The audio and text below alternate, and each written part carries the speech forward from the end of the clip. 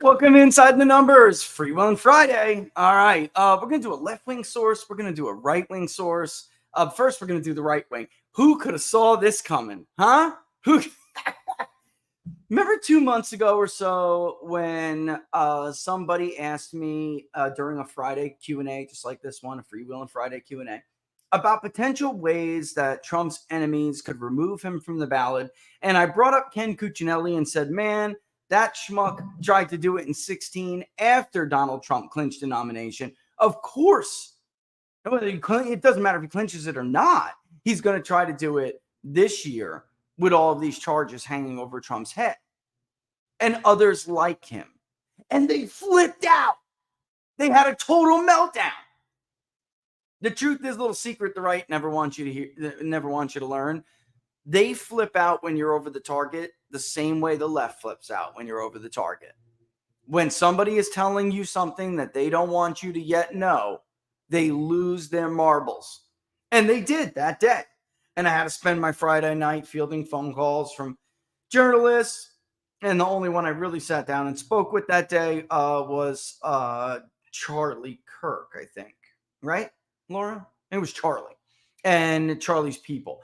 And I'm like, look, I'm not going to continue on my Friday night like this. But two things. One, what I said was kind of twisted. They were like making the assumption. That's not actually what I wasn't saying that I had heard about that. I was saying that this is how they could do it. But absolutely, they're going to try to do this. I mean, you have to be an idiot to believe that. And they lost their minds because I stepped on one of their hidden landmines a little too early. So here's a left wing. Let's start with the left wing groups. Move this over a little bit. From one of the most hated right-wing journalists, Emerald Robinson, on her Substack, the next plot against the president. All right, she has a Substack, emerald.tv, if you want to check it out. Anyway, the new scheme to remove Trump from the ballot has just been launched. The Right Way is the number one conservative blog on Substack. Okay, yeah, I bet it is. Let me tell you about the next plot against the president. And I mean, of course, President Trump. Listen, let me just read first. There's now an organized campaign by Democrat activist groups to remove Trump from the 2024 ballot before he's been convicted of a crime, even before his federal trial in Washington, D.C. court has started. Make no mistake, this will outline what left-wing groups are doing, but this is most definitely a uniparty effort. 2 Democrat activist groups have already sent letters to 9 states demanding that Trump be removed from the 2024 ballot, supposedly due to the insurrectionist disqualification clause in the 14th Amendment.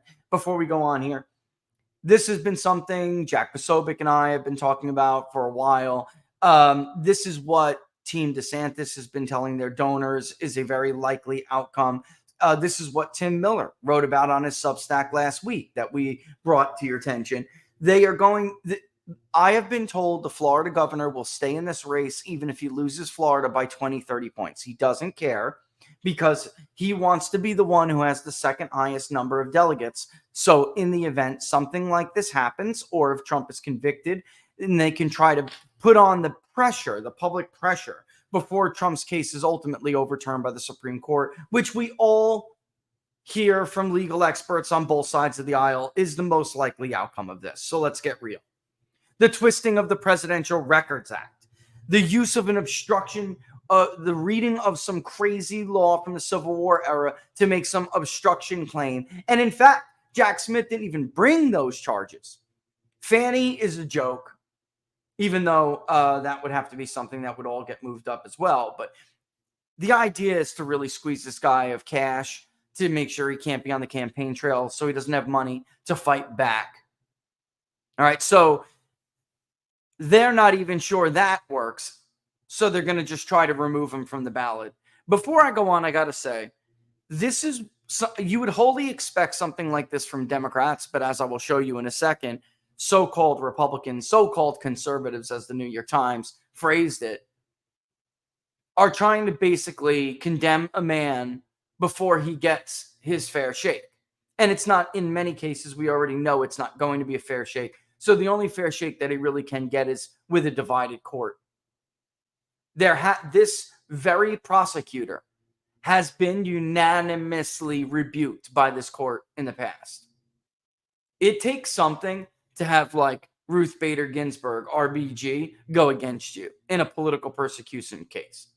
It takes something to have, some of these radical Obama and now Biden appointees. Of course, the Biden appointee didn't get to hear that case, but Obama's did. And even they went against Jack Smith.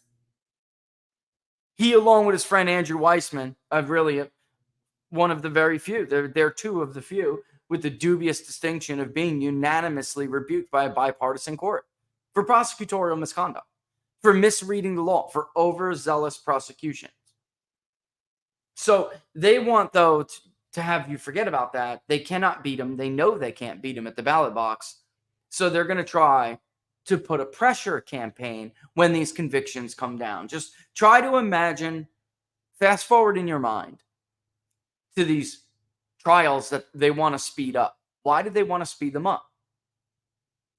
The concept of a fair and speedy jury trial is for the benefit of the defendant. It is not for the benefit of the prosecutor to get their case made against the defendant as quickly as possible. That's not the purpose and the point behind that principle in our justice system. It is supposed to be for the benefit of the defendant. And here, in this case, we have a prosecutor who tried with one case, the Record Act ridiculousness, tried to get the judge to set an early trial to interfere with the primaries without a doubt. Even though it said he stood right in front of that judge and said, "We're ready to go, Your Honor." And then when they were denied 2 weeks later, brought additional cases. So two things can't be true at the same time. Those two things can't be true at the same time. You cannot be ready to bring your case against the defendants of the case if you're still adding defendants and you're still adding stuff to discovery that the one defendant is going to need time to comb through discovery and to be able to mount their own defense against the new information the prosecutor has brought forward. So what other purpose is there to make this a short and speedy jury trial? It's certainly not for the benefit of the defendant, is it? Of course not. So the campaign is called "Trump is Disqualified from the Ballot," and the call to action is auto-signing a petition to be sent to secretaries of states in blue states. I mean, this is exactly one of the scenarios that I outlined for you. Exactly. On January 6, 2021, former President Donald Trump incited a violent insurrection, attacking Congress and our nation's capital in an effort to overturn the results of the 2020 election. You're kidding, right? Now, Trump has declared his candidacy for president again in 2024. But because of his role in inciting, mobilizing, and encouraging the January 6th insurrection, Trump is constitutionally ineligible for any future run for office. All right, so this is the Section 3 of the 14th Amendment, which was brought in the wake of the Civil War, and it disqualifies public office any individual who has taken an oath to uphold the U.S. Constitution and then engaged in insurrection or rebellion against the United States. Folks, if this act was ever allowed to be used in this case, then this is such a gross stain on the people who brought this act forward, that their legacies, the legacy of all the men who fought in the Civil War. This is disgusting. And if we're going to apply this crazy unused provision now, then I don't know that there's a single elected Democrat who's eligible to run for any office, let alone the presidency, for public office, period. And I'm sorry, the guys are outside doing their work, so if you can hear it, I apologize for that. What happened to Donald Trump and his administration with the administrative state partnering with the Democratic Party to push a fake conspiracy to subvert a duly elected president, his cabinet, his government, that is opposing the government of the United States. You try to overthrow a president using a fake hoax, a hoax. You engaged in an administrative coup. This was an unarmed protest where members of the Capitol Police literally opened the door which anyone who's visited the building, anyone who's frequented the building, you very likely cannot force your way into that building. These massive magnets open from the other side. Only someone allowing these people, which we know from the videotape. You can see them openly walking through. They're invited in. Nobody was attacked. Officer Brian Sitnick didn't die as a result of this. No congressman was hurt, unlike Steve Scalise, who was shot along with others by a nutcase who believed the hoax that Democrats in the administrative state used to wage a coup against the duly elected president. Steve Scalise almost died. He was the majority whip of the House of Representatives, and they almost killed him with a lie that they used for a hoax. A lie that they used for a coup. Excuse me. Anyway, so now, Rich, these are just nutcase leftist groups, and that's all there is to it. Okay. You think it's coincidence that all of a sudden the Federalist Society put forward 2 law professors to write about the so-called original meaning of the 14th Amendment that does, in their opinion, make Donald Trump ineligible to hold government office? Listen, I hate to say we told you so on this one, but if you think the Federalist Society is any way, shape, or form Republican, conservative, on your side at all, why? Because they're a name that's been around for a while, because you know a few people who may have worked for them, and you think you like those people, then you listen to too much Mark Levin. You listen to too much Ben Shapiro. Robert Barnes and I have been telling you people for years that the Federalist Society is like the Club for Growth with legal degrees.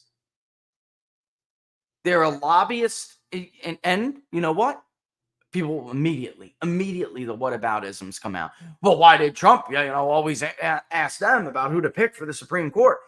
Folks, rewind the tape.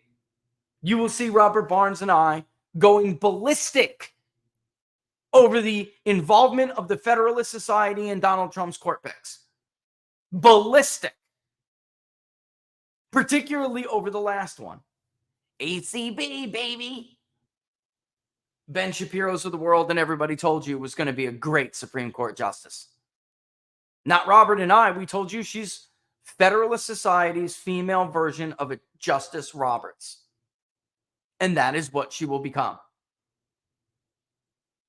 Alas, that is what she has become. Sadly, if you're a conservative judge and you do have aspirations to get onto the Supreme Court, they have such power that you really have no choice but to at least be viewed favorably by them. But these people are more about, Chamber of Commerce, free market capitalism than they are about anything constitutional at all. So here you have these people using what they know to be a completely bogus prosecution to defeat somebody that they don't want to be the nominee, because actually it's not even to defeat him. They can't defeat him. It's like you're set for this big fight, right? And we all know that the fight's scheduled on this day. Boy, that's loud. Sorry, guys. We all know this fight is scheduled on this day, and both fighters are supposed to be training hard and getting ready. But instead of your fighter being able to defeat the guy they're going up against, you know that he's going to get his you-know-what kicked.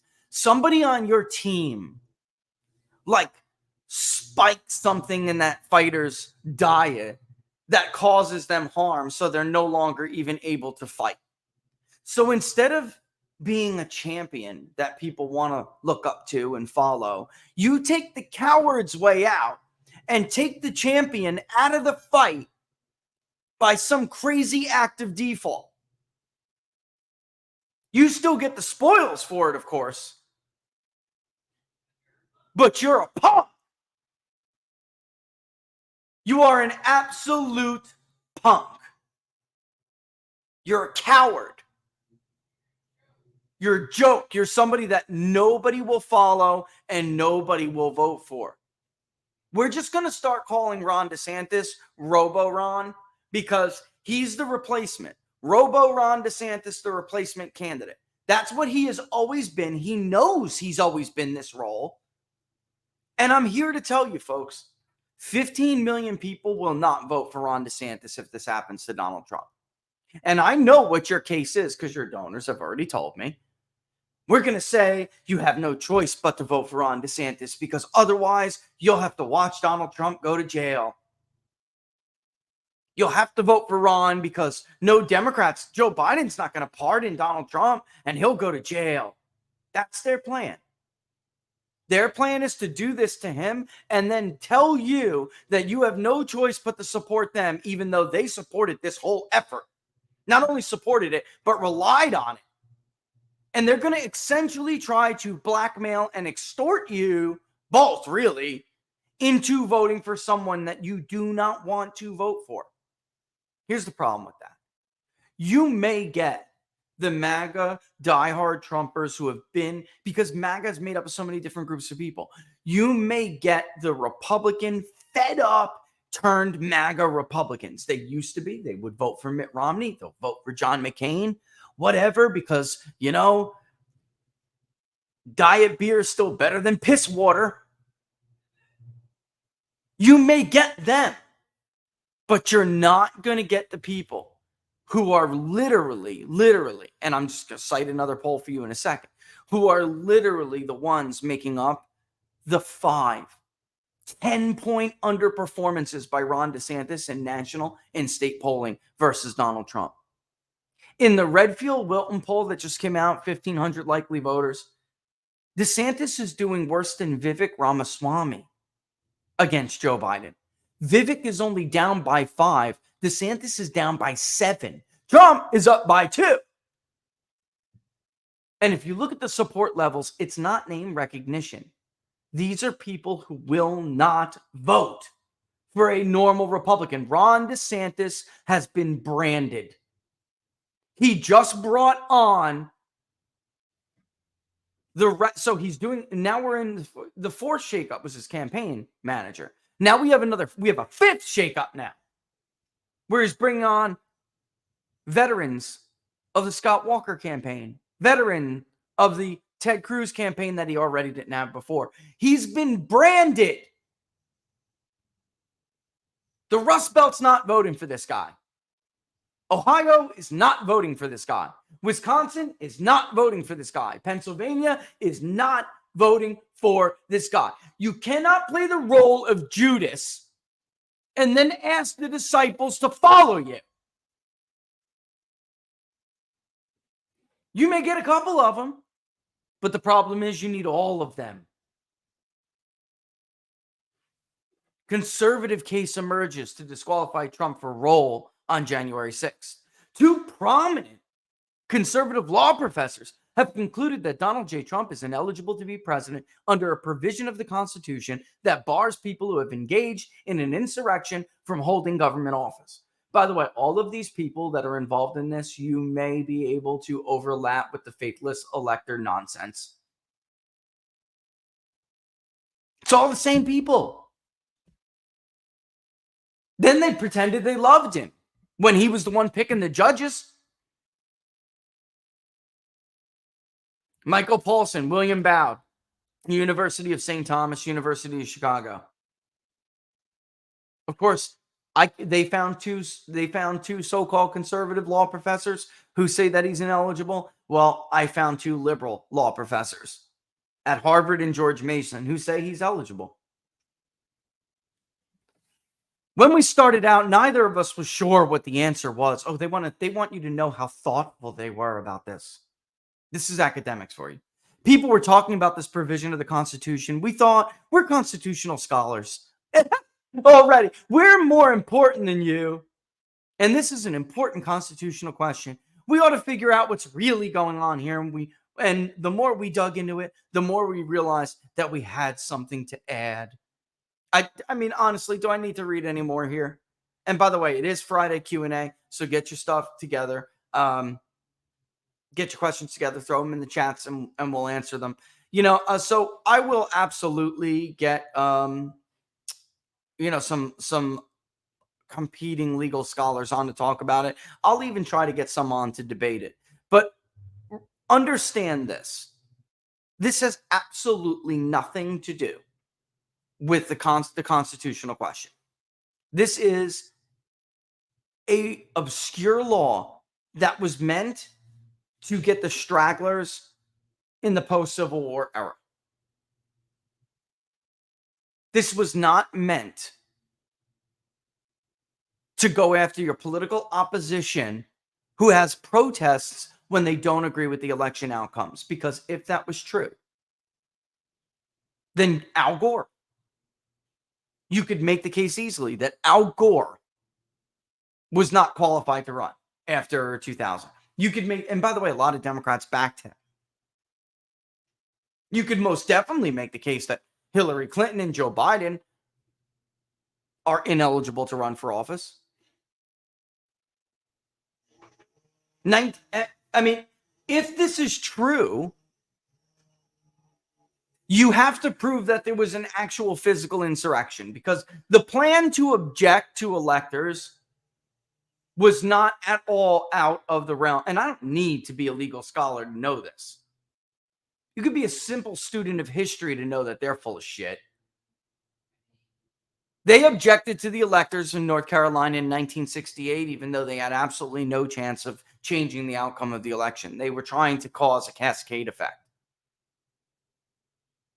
They objected to electors in 2000. They objected to electors, well, they really put it on the floor of the Senate in 2004. They objected to the electors in Ohio, which would have changed the election. Democrats rioted and protested every single case. In every single instance. You may or may not know this, depending on who you watch for media. When Donald Trump was being inaugurated, they had this massive perimeter set up, because outside the perimeter, Democrats were turning cars upside down and lighting them on fire. In the Capitol, in the nation's capital. In major cities all around the country, they were burning things and destroying businesses. And engaging in acts of violence against citizens. So let me ask you a question. Why do they feel like their territory is more important than the rest of our territories? Not that DC is theirs, because it's not. They produce nothing. They literally rely on the sweat of our brows to make that town function. Without us, they cease to exist. They're nothing. But still, yet somehow, they continuously make the case that, like, I don't know, the black-owned business that in New York City that gets burned to the ground is just not as important to them. When you take over federal office buildings in Portland and in Seattle, those aren't acts of insurrection. When an armed, violent mob storms into state and federal law enforcement buildings and seizes them and or destroys them, burns them to the ground in many cases, that's not an act of insurrection. But protesting at the nation's capital and walking into the Capitol building, when, by the way, it's their building. What's it called? What's the House of Representatives called again? Right, I forgot. But they weren't breaking down the doors and hurting the police officers to get in the building. They stepped aside. I could see if they stormed the place violently, folks, and like physically put the pain on people who got in their way. But we know now that's not what happened. That was the narrative, but we know that's not what happened. And that's what they're doing here. And these so-called conservative law professors would have to believe the original media narrative around January 6th to make this argument. That's what they would have to believe.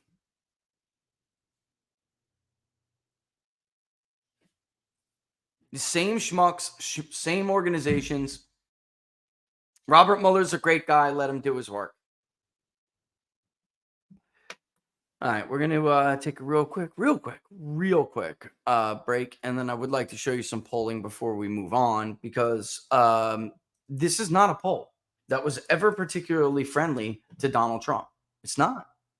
Oops. Oops. Tell me I did not. Ooh. Did I save it? Am I still live? I hit the wrong thing. Yeah, I thought I was going to disappear for a second there, Laura. I really did. I thought I am something special. I'm something special. All right, let's just take a real quick break. Come back. We'll take a look at a brand new poll that just came out. We also have to talk about what we're going to do here with our polling, and I'm going to explain the whole thing to you. We're an open book, so I'm going to explain the whole thing to you, what's going on, and I'm basically, first of all, we're not fully funded, but I still would move forward because I want to. But I got to tell you about this industry is going through a lot of changes. A lot of companies are buying up a lot of other companies, and we kind of got to make a decision on what to do. So I'll talk to you about that though. Maybe I'll send that after we go over this national poll. I'll spend the next segment before the Q&A talking about that because I think we really need to have that conversation. But in any event, for now, let's go to a word from our sponsors here. Look, folks, authorities, they do fear that extremists are targeting the U.S. power grid. Folks, you living in the Sun Belt, you're from Florida to Texas, in the Gulf Coast, anywhere, we're still in hurricane season. If just 9 key substations would go down across the country, it would knock out power all over for up to 18 months. That's not even the doomsday scenario, but it's a lot worse than one that even requires just a hurricane to hit you in hurricane season. That's why everybody needs a new solar generator. The Patriot Power Generator 2000X is portable, but it's powerful enough for your phones, medical devices, even your refrigerator. If you have loved ones at home that need medical devices, it is brilliant. Right now, you can go to 4patriots.com and get one for 10% off if you use the code TPP10 at checkout. This code is for your first purchase only. It works on everything, but I'm telling you about the Patriot Power Generator because it's a great product. You'll love it. All of you who have gotten it and sent us feedback, you love it. Laura and I do. But also, if you're going to use the code, use it on something that's going to really deliver you some savings. And they got some great deals right now with the generator, and you can still use that code picking one of those deals. Again, that's 4patriots.com. Use the promo code TPP10 to get your Patriot Power Generator today. And how you like that, Laura? I didn't even need to be reminded to take that commercial break. See, we were talking that I blow past the commercial breaks too much. And, like if you watch some of the other shows, and I love you guys, you know that, but like my buddy Charlie, Jack, everybody, they take these breaks like 10, 15 minutes, and I'm supposed to, but I blow past them every day. And I can't do that. I got to stop doing that. Again, I'm passionate. I'm passionate. I hear Laura yelling there, oh, it's your passion. You got to stop for the breaks. All right. Let's check this out. I gave you the top lines for it before, but I think it's interesting because there basically isn't a poll out there now that was unfavorable to Donald Trump in 2020, especially in the pandemic and post era. There wasn't any, there's none left that were basically in this mode and methodology that hasn't been changed, which is important because we're talking about apples to apples. Everyone's going to have different margins, but we want apple to apple comparisons here. Somebody completely changes their methodology, like the LA Times USC poll. Okay. They went from being too pro-Trump to being ridiculously too pro-Democratic in both 18 and 20. Joe Biden's lead in that poll was ridiculous. What they wound up deciding is that in 16, they overrepresented working class in certain regions. So when they corrected, they way overcorrected. There was very clearly an indication that they overcorrected in 2018 because they I want to say it was like 7 points or something. They overstated the share of the Democrats' House vote nationally. And, everyone correct. You don't correct when you're off by 2 points or you're off within the sampling error. You correct when you're off by, 2 times, 3 times the sampling error. They only corrected their methodology, or so they said, after they overstated Trump's support, right? And then they reversed. We want apples to apples. We don't want stuff like this. And Redfield and Wilton was not a poll that was favorable to Trump at all. Not at all. It was clearly one of the least favorable polls for Donald Trump. As you can see, they had Biden up by 10. You can see it in their chart right now. Well, you will see it then. So now, though, they have a 47% disapprove rate of Biden and 36% approve. That is a net negative 11, and it's down 3 points since their July poll. All right, here's the interesting thing about this. You may notice that is not a very high disapproval compared to some other pollsters, right? The approve is lower, 36, although I think Reuters and NBC, somebody, maybe it was ABC, somebody, a bunch of people just hit Biden's all-time low, or matching his all-time low. And so what's different here is the share of Americans who disapprove is less than some of those other polls, which I think probably the mean is around 52%, somewhere like that. We had disapproval for Biden around 55. We're a little bit higher, usually 55, 56. But I want to say that the mean on RCP is probably in the ballpark of 52. And I could look and check it out, but it's not as high as us and some others, but it is higher than this poll right here. So why does that matter? Because the intensity against Biden is a lot less in this poll than it is comparing to some others. Now, his support is also lower, but the intensity factor, the hatred, like you really can't stand this person, right? Same thing with Kamala. You can see Kamala here is her disapprove is only a combined of 44, 33% only approve. And that's only 3 points lower than Joe Biden. Biden still gets a +4 on the handling of the pandemic. But, everything else is pretty much negative. All right. Coronavirus, he's +4. Election integrity, democracy, I'm not sure what that means. That's -3. Healthcare, -8. The environment, -11. Education, -12. National security and defense, -13. Relations with Russia, -20. The economy, -20. Relations with China, -21. I think they're the only other ones who ask about approval with relations with other countries like we do. We have foreign policy overall, but then we say, U.S.-China relations, U.S.-Russia relations. I think we're the only one who does that.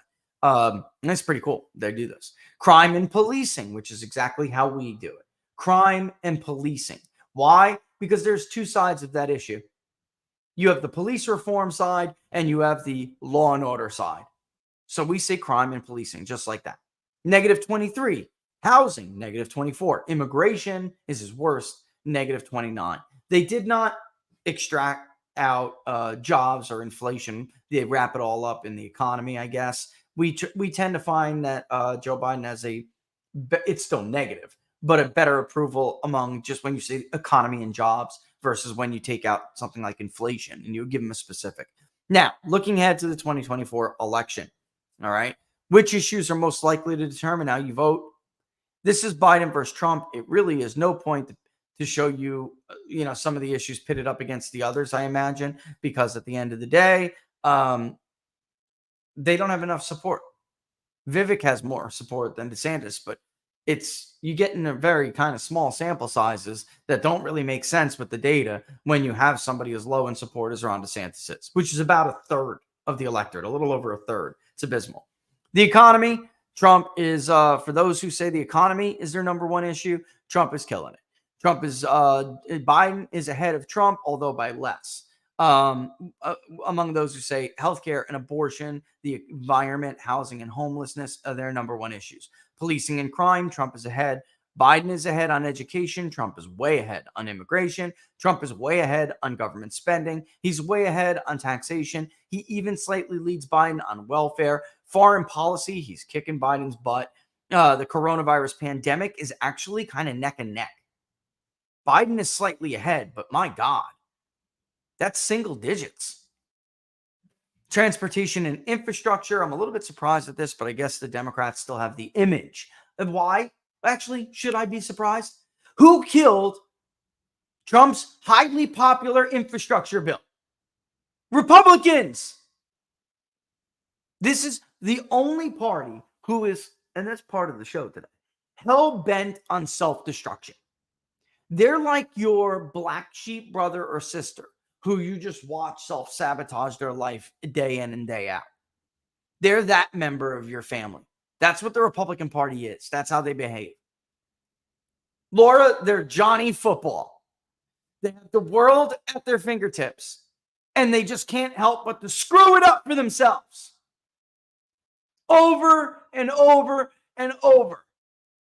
While those who care about their success are forced to watch helplessly on the sidelines as they self-implode. Election integrity and voter fraud. I find this one interesting. Why? Because Joe Biden, he wasn't that negative on it. He was -3. And yet, that's an issue for Trump.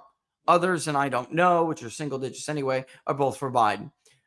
You may notice Biden was ahead last time. His support has fallen. Again, this is not a poll that has been particularly good to Trump.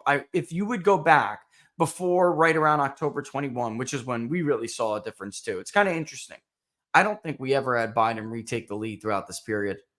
So again, goes to show you that they are a little bit more pro-Biden, some other pollsters, including us. All right. But you can clearly see Biden was ahead before that October 2021. That's when he lost his lead. And it has gotten tightened. It has tightened throughout when you saw some disappointing performances by Republicans in the November elections. But then before the holidays, Donald Trump started to reclaim a lead, and they've been trading off ever since. Certainly not like us, certainly not like Rasmussen, certainly not like Emerson, certainly not like the Harvard-Harris poll. It has been more Trump than Biden since that October 21 period. What happened in October 21, by the way? We'll get into that later. If they're waiting by likelihood to vote, 42% say they would vote for Trump and 40% say they would vote for Biden. So in other words, they're saying, and this goes to what we were talking about on Wednesday, they're saying that Democrats actually are benefiting and closing the gap. Trump has a bigger lead with all people. This goes to what Premise Data found we went over on Wednesday. This goes to what I have been finding, and others, even like I said, I went back and I looked, I found evidence in CNN polls, Quinnipiac polls, even dating back to the 2020 election. The more people vote, the better it is for Donald Trump. That is the reverse of conventional wisdom. It's true. Republicans used to sit around, and I hated it. I hated to watch it. They used to sit around like hoping the exit polls would show there weren't younger people in the electorate, hoping the exit polls would show that there was less turnout, less participation. That's how the right won elections. In 2016, the exit polls were so bad, but there was one metric that was really convinced, not me, but others like me and in my field and people in media, that this is the nail in the coffin. Hillary Clinton's the next president. That's why you had people like Frank Luntz going, let me be clear, Hillary Clinton is the next president of the United States on Twitter, hours before votes started to be counted. What they were looking at was that there was a sizable increase in the electorate overall from the 2012 election, Mitt Romney versus Barack Obama. And the conventional wisdom was that Donald Trump actually, he needed that kind of turnout, maybe a little bit less among minorities to have a chance. It needed to be overrepresented by white working class and low turnout. At the end of the day, that's not what happened. They came from the hills of North Carolina. They came from the barren areas of and I don't mean barren, I just mean there was nothing there in the 2nd Congressional District of Maine. They came out of the woodwork in places in central and northern Wisconsin that people didn't even know registered voters existed there anymore. And higher turnout delivered Trump the presidency. Higher turnout compared to 2012. And forget about Florida. The Tampa Bay area exploded. The Panhandle, Bay County delivered him 40,000 net alone in Bay County. So the polling is suggesting that despite, what people may think in the conventional wisdom, the truth is Democrats are the ones who are benefiting now from likelihood to vote and vote history. This is why I get so frustrated when I hear people from the right, like, can't beat the steal. Can't beat the cheat. They would love for nothing more. They would love nothing more than for you to believe that. Because I'm telling you, we do this every day. It's what we do for a living. When you overlap the voter file database with the consumer database, what you see are vast, vast numbers of people that look like Republicans to you who are just not connected to the political system at all. Exactly. Laura just said something in another room. If you can't beat the steal, then why are they going through all of this? Why did they even try to rig it? Not just in elections, stuff like that. Stuff you read in the Gateway Pundit or something like that. That's not even the extent of it. If you can't beat it, why do they feel they need to put the stability of the country at risk and to weaponize the Justice Department? Why do they feel that they need to censor people on Twitter, on Facebook, online, period? In search engines. Why are they going through all of this trouble if you can't beat it? The truth is, if Republicans were smart enough not to use, like I said, and donors are really largely to blame for this. Instead of funding like Robo-Ron replacement in this futile effort to not even overtake, to erase or ignore the will of the majority, you should be funding like Scott Presler and other people who actually do the hard work on the ground, because someone like Scott Presler knows where to go and find those votes. All he needs is and I'm not saying so he needs somebody like me, but I'm saying it could be somebody like me who's not me, who is still not a grifter with crappy lists that don't know what they're doing, crappy databases. That's what they should be putting their money into, and they would be registering enormous amount of voters. Folks, Republicans just clean Democrats' clock in the updated registrations in Arizona and in Georgia, even though we have to infer in Georgia. But even though the parties are in shams, they're in shambles. They're not organized at all. The Arizona Republican Party is in deep trouble as a state entity. The AZGOP, they are a mess. Imagine what they would be able to accomplish if they weren't. The state of Michigan, I know people who are trying to get the wheels turning over there. And, hopefully, sometimes it takes a money guy to get the money people to listen. We'll see we'll see if he can bend someone's ear. But other than that, you have the entire delegation in that state. The entire delegation in that state backing the former president, the 45th president, and yet all of the money people doing everything in their power to screw them up. To screw them up. Instead of using that time, using that money, using that energy, using those resources to go out and get these people. It's honestly, folks, it's incredible. The low propensity people that only vote for Donald Trump should be hunted down and put on the permanent absentee mailing voting lists. And then the second effort should be to go out and get those people who we are talking about right now. The people between the adult sample and the likely voter sample. Now, the adult sample and the registered voter sample. We are talking hundreds of thousands of votes in individual states alone. Way more, by the way, way more than Biden's margin of victory. Way more. And you don't even need Michigan to win. That's the truth. You don't need it. But it's like the number that we identified is like 3 times the size of Biden's margin. It's pathetic. Honestly, it's pathetic. Like I said, this is how we need to think about the Republican Party from this point on. They are like that family member that you just want to help so bad, but they're just self-destructive. For whatever reason, you don't know. Only God knows. But every time they have a good opportunity, they sabotage themselves.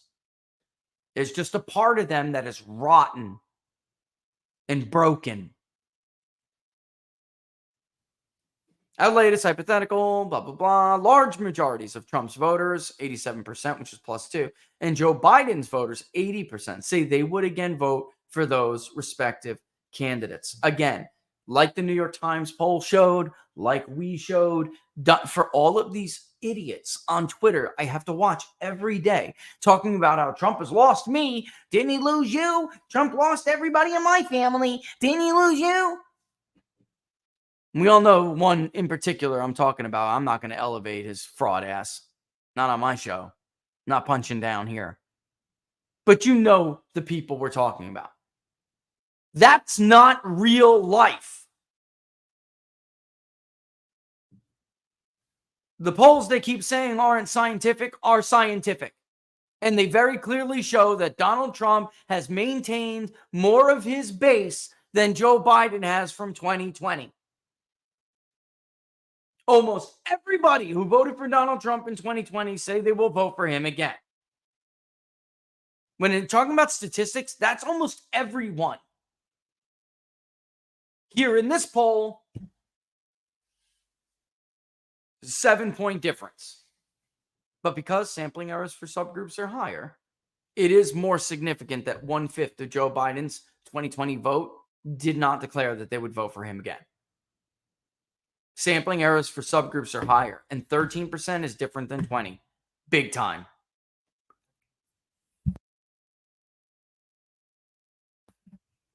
Now here's Ron DeSantis getting crushed. If Ron DeSantis and Joe Biden are the candidates in 2024, 41% of voters currently say they will vote for Biden. Notice it's not just that Ron DeSantis' support is lower than Trump's because it's some kind of name recognition issue here. There are voters, even if it's only a little bit, there are voters who clearly say they would not vote for Biden against Trump, but will vote for Biden against DeSantis. This is not about name recognition. This is about, I like him better than I like him. I will vote for him, but I won't vote for him. That's what's going on here. And as you can see, even though the trend does not go back as far as Trump's, you can very clearly see that Trump has been the stronger candidate all along. Vivek is currently 2 points higher than Ron DeSantis right now. And I strongly suspect that has something to do with Ron DeSantis' unfavorables rising every week. He is getting more unpopular by the day. Should Vivek, excuse me, guys, I know how to correctly pronounce his name. Should Vivek Ramaswamy win the Republican nomination? And if Joe Biden were his Democratic opponent in 2024, 41% of voters said they would vote for Biden, the same level as DeSantis, but higher than Trump, while 36% say they will vote for Ramaswamy. Again, slightly better than DeSantis, though. Of course, we're talking about very close. Ron DeSantis is a sitting friggin' governor from the largest battleground state in the country, or what was. Now it leans red, until, of course, they blow this up, too, and destroy that. We're going to have to move back to Florida, Laura, to fix it. Again, when Laura and I first got to Florida, Republicans had lost it like 4 years in a row. Or no, 2 years in a row, excuse me. And barely could win statewide offices. What do you mean? What do you mean target South Florida? That's a Democratic stronghold. Target South Florida. And by the way, Central Republicans did fantastic in places like Alachua, just boxing Democrats in, building this red wall around Gainesville. They did a fantastic job, and they didn't let Alachua County turn into a 70-30 county. There were a lot of people that did a lot of things over a lot of years that made it possible for Ron DeSantis to win by 18, 19 points in a gubernatorial election. Anyway, they don't have a history here for Vivek Ramaswamy because this is the first time they're adding him to the poll. Why? Because Vivek is coming up on Ron DeSantis in many of these states. In one poll in Iowa, Vivek is actually in second place. And these positions that Cruz Crew and Bob Vanderplatz and all these other people who destroy campaigns for a living, these positions that they made Ron DeSantis take in an effort to position him in a way to win the Iowa caucus, which is, of course is crazy. I mean, he is not trailing Donald Trump like Ted Cruz was trailing Donald Trump. So if there's this wild surge in evangelicals, that's not going to matter. And that's what happened in 2016. Evangelicals became a larger share than the polls were predicting, and Cruz was able to eke it out along with Cruz's dirty trick against the Carson campaign. But this time it's different. Cruz led with evangelicals by 10 points going into the Iowa caucuses in 2016. Trump leads by 30 points among evangelicals, and he leads by 30 points among non-evangelicals. So it really doesn't matter. And that is pissing Bob Vanderplatz off. And you see Poso take a crack at him. This is a guy who, again, he's jumping on the bandwagon with the New York Times article with the Federalist Society. He's not eligible to run. We're going to nominate someone who's not even eligible to be on the ballot. And Jack was like, didn't we hear this last time from you? Did you or did you not support the faithless electors? Did you or did you not refuse to support the inevitable nominee? So you're over here cheerleading. Oh, Ron DeSantis signed the pledge. So what? Big deal. He shouldn't even sign the pledge because he shouldn't even be there. Again, someone should have told him, one of his strategists, maybe they're not smart enough to know this. Or maybe they just didn't care. Maybe they know what we have been saying all along is the truth. Historically, nobody has beat somebody this far ahead. It's never going to happen because a majority is just that. It doesn't matter. If you kick everybody out of the race tomorrow, he's still going to beat you like a drum. So that leaves option B. Because I don't believe they're that stupid. They're dumb, but they're not that dumb. It's option B. They have made a dark covenant with the administrative state, whether it's overt or not, it's irrelevant. It's a covenant with the administrative state.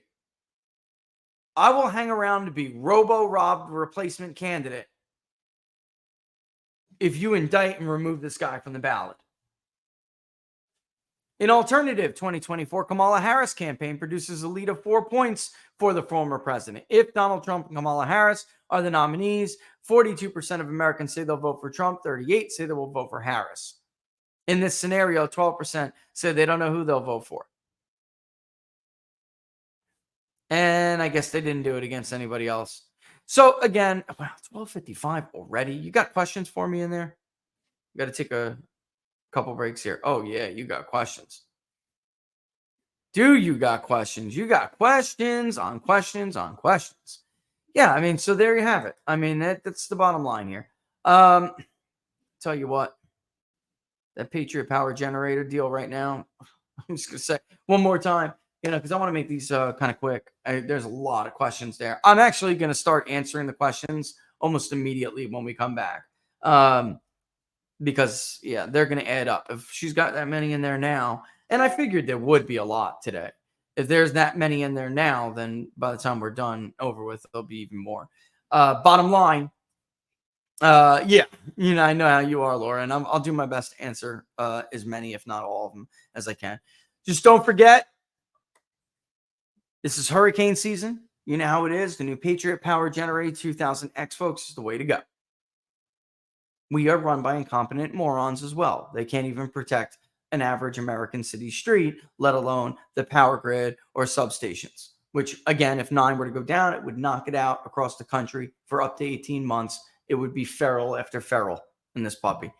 Get yourself a Patriot Power Generator 2000X. Portable, but strong enough for your phones, medical devices, even your refrigerator. Go to 4patriots.com right now. Get one. Use the promo code TPP10. Get yourself 10% off. All right. That's promo code TPP10 for patriots.com. And yeah, look at those meals. Laura, they came out with a new one too. So I'm about to cop us another one. I'm sorry. Listen, I'm not going to be, I don't see this ending well at all. I'm not going to be like, no, sir. I'm going to be just fine. I have a certain standard of living that I'd like to maintain, and I'm going to be all right. I got a whole closet full of 4 Patriots at this point. Let's see. Okay. So here's where we are with the situation. The polling industry is changing. Okay. You know how I feel about online polling. It has its place. It certainly does. In the political world, it really matters what you do. I have tried them all. I like personally the option to append to the voter file so I know who it is that I'm talking to. All right. There, of course, the voter file itself is not perfect, as you guys know, but I don't want some person who I don't know, I don't want some person who I really don't know who I'm speaking to ending up in a voter screen that shouldn't be in the voter screen. So anyway, you got companies gobbling up companies. And one of the ones we work with now has bought what I believe is the best panel out there. And I don't know if I should say the name. I mean, everyone's different. Personally, I'm not dogging anybody else's panel. If I do, I will say it specifically. Like, for instance, I don't think the YouGov panel is a very good panel. All right. Not for predicting elections. And obviously, I'm right. Okay. Because the track record is not good. Reuters. I'm sorry. I think there's a lot of work that needs to be done there. So, again, if you use somebody else, and there are a lot of other good ones out there, it's just, they're not for me. All right. But one that we do work with, which is called Cint, has bought what I think is the best panel in the industry, which is called Lucid. And there's metrics that you can use if you're a nerd like me to check and see the quality of the responses that you get out of these panels. We have survey software that runs through quality control procedures and stuff like that. But there are also third-party industry studies that go over this. Anyway, eventually, certain things will be deprecated, meaning phased out. Oh, and I have to tell you that. If I haven't answered you on locals, by the way, I'm taking a sidebar here real quick. If I haven't answered you on locals in that direct chat, which I just enabled and I thought was cool, it's because I've been told it's a wrap soon. It won't be around forever. And basically, it was suggested that I not make it a habit. This way, nobody's really, really disappointed. So I'm actually going to go ahead and disable that. I just wanted to let you know why I did not respond before I disable it. All right. I had responded to everybody and I thought it was cool, but I understand it will be replaced by something better.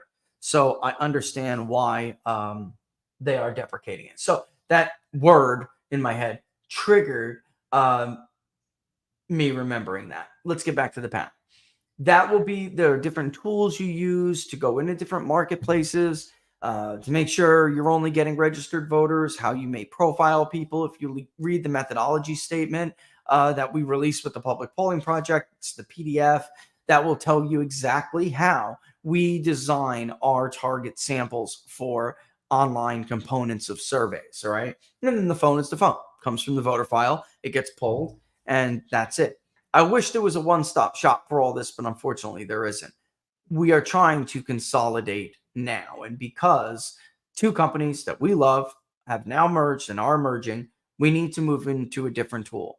What does that mean for us? Cost. It means upfront costs in an effort to keep down the cost for the Public Polling Project in the long run. So we're trying to make sure we cross our T's and dot our I's and get what is appropriate for us so we don't overshoot or undershoot. And then in the long run, I'm trying to keep the industry standard is cost is rising every year.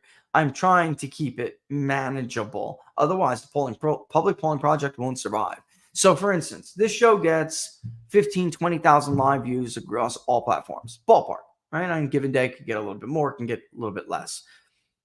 If everybody gave a buck every month, ideally, there would never be an issue, and I wouldn't have to matter about this at all. But some people, a lot of people, most don't, and then you have others who give $25, others who give $50, whatever.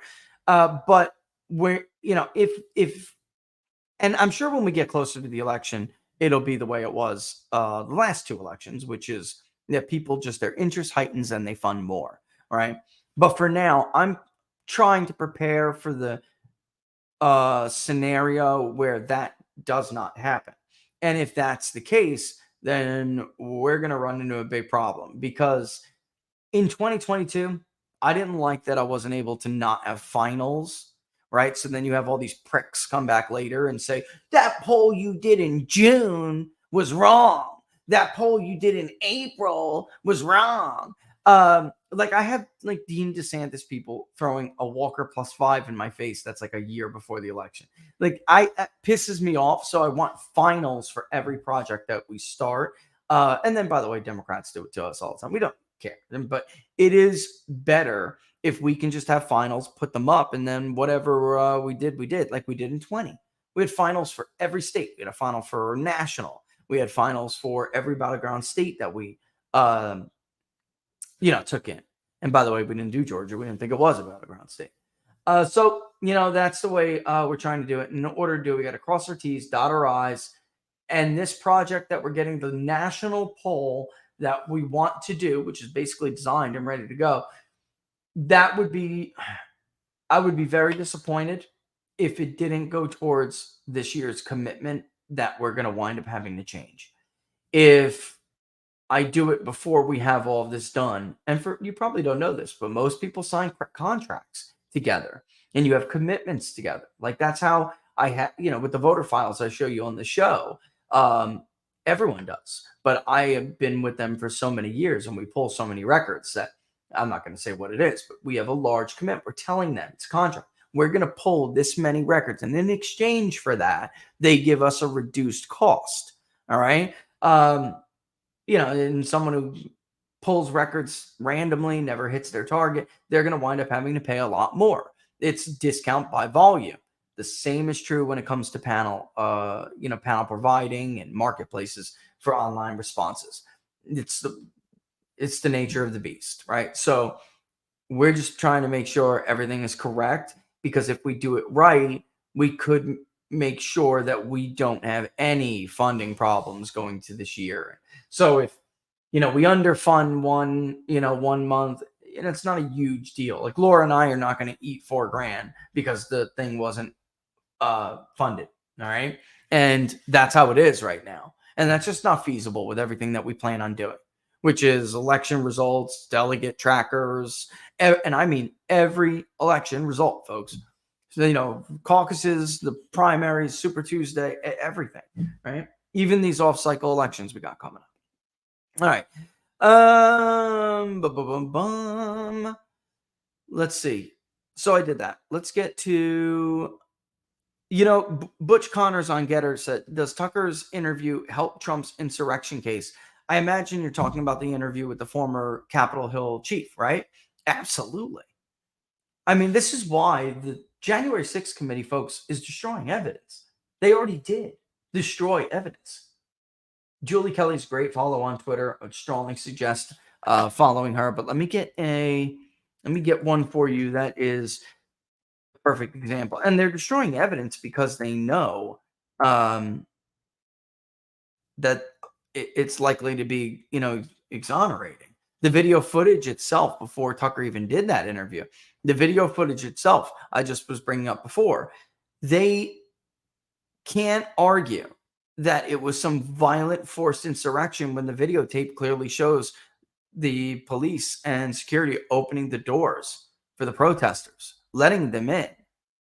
So I just don't see it. I just don't. Yeah, they're going to play around with witness tampering, running against Mike Pence, running against Trump in the primary, witness tampering. I could see that totally. But I'm looking for by the way, let me just say, the idea that you're going to taint the jury pool is ridiculous. The bottom line is the jury pool is already tainted. Nobody should talk about this process in Washington, D.C. as one. Don't lend it any legitimacy, is what I'm saying. The D.C. The DC jury system is so bad that it's got to be abolished and replaced with something else. Like, it is not. It's the antithesis of justice, of a just system. These are crazy people. I'm sorry if you live in the DC area. I'm not even trying to like insult anybody. I have just done this for so long. I have never seen anything like this before. Never. All right. So actually, as I'm going through Julie Kelly's thing, I found one. Let me see.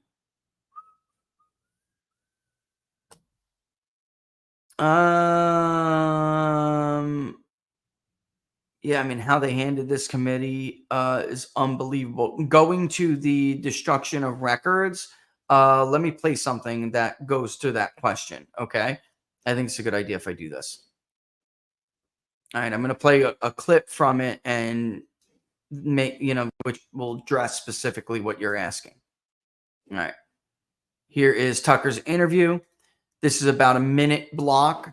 And I know I can't do that for every question, but it's uniquely relevant. So let's go ahead and play it.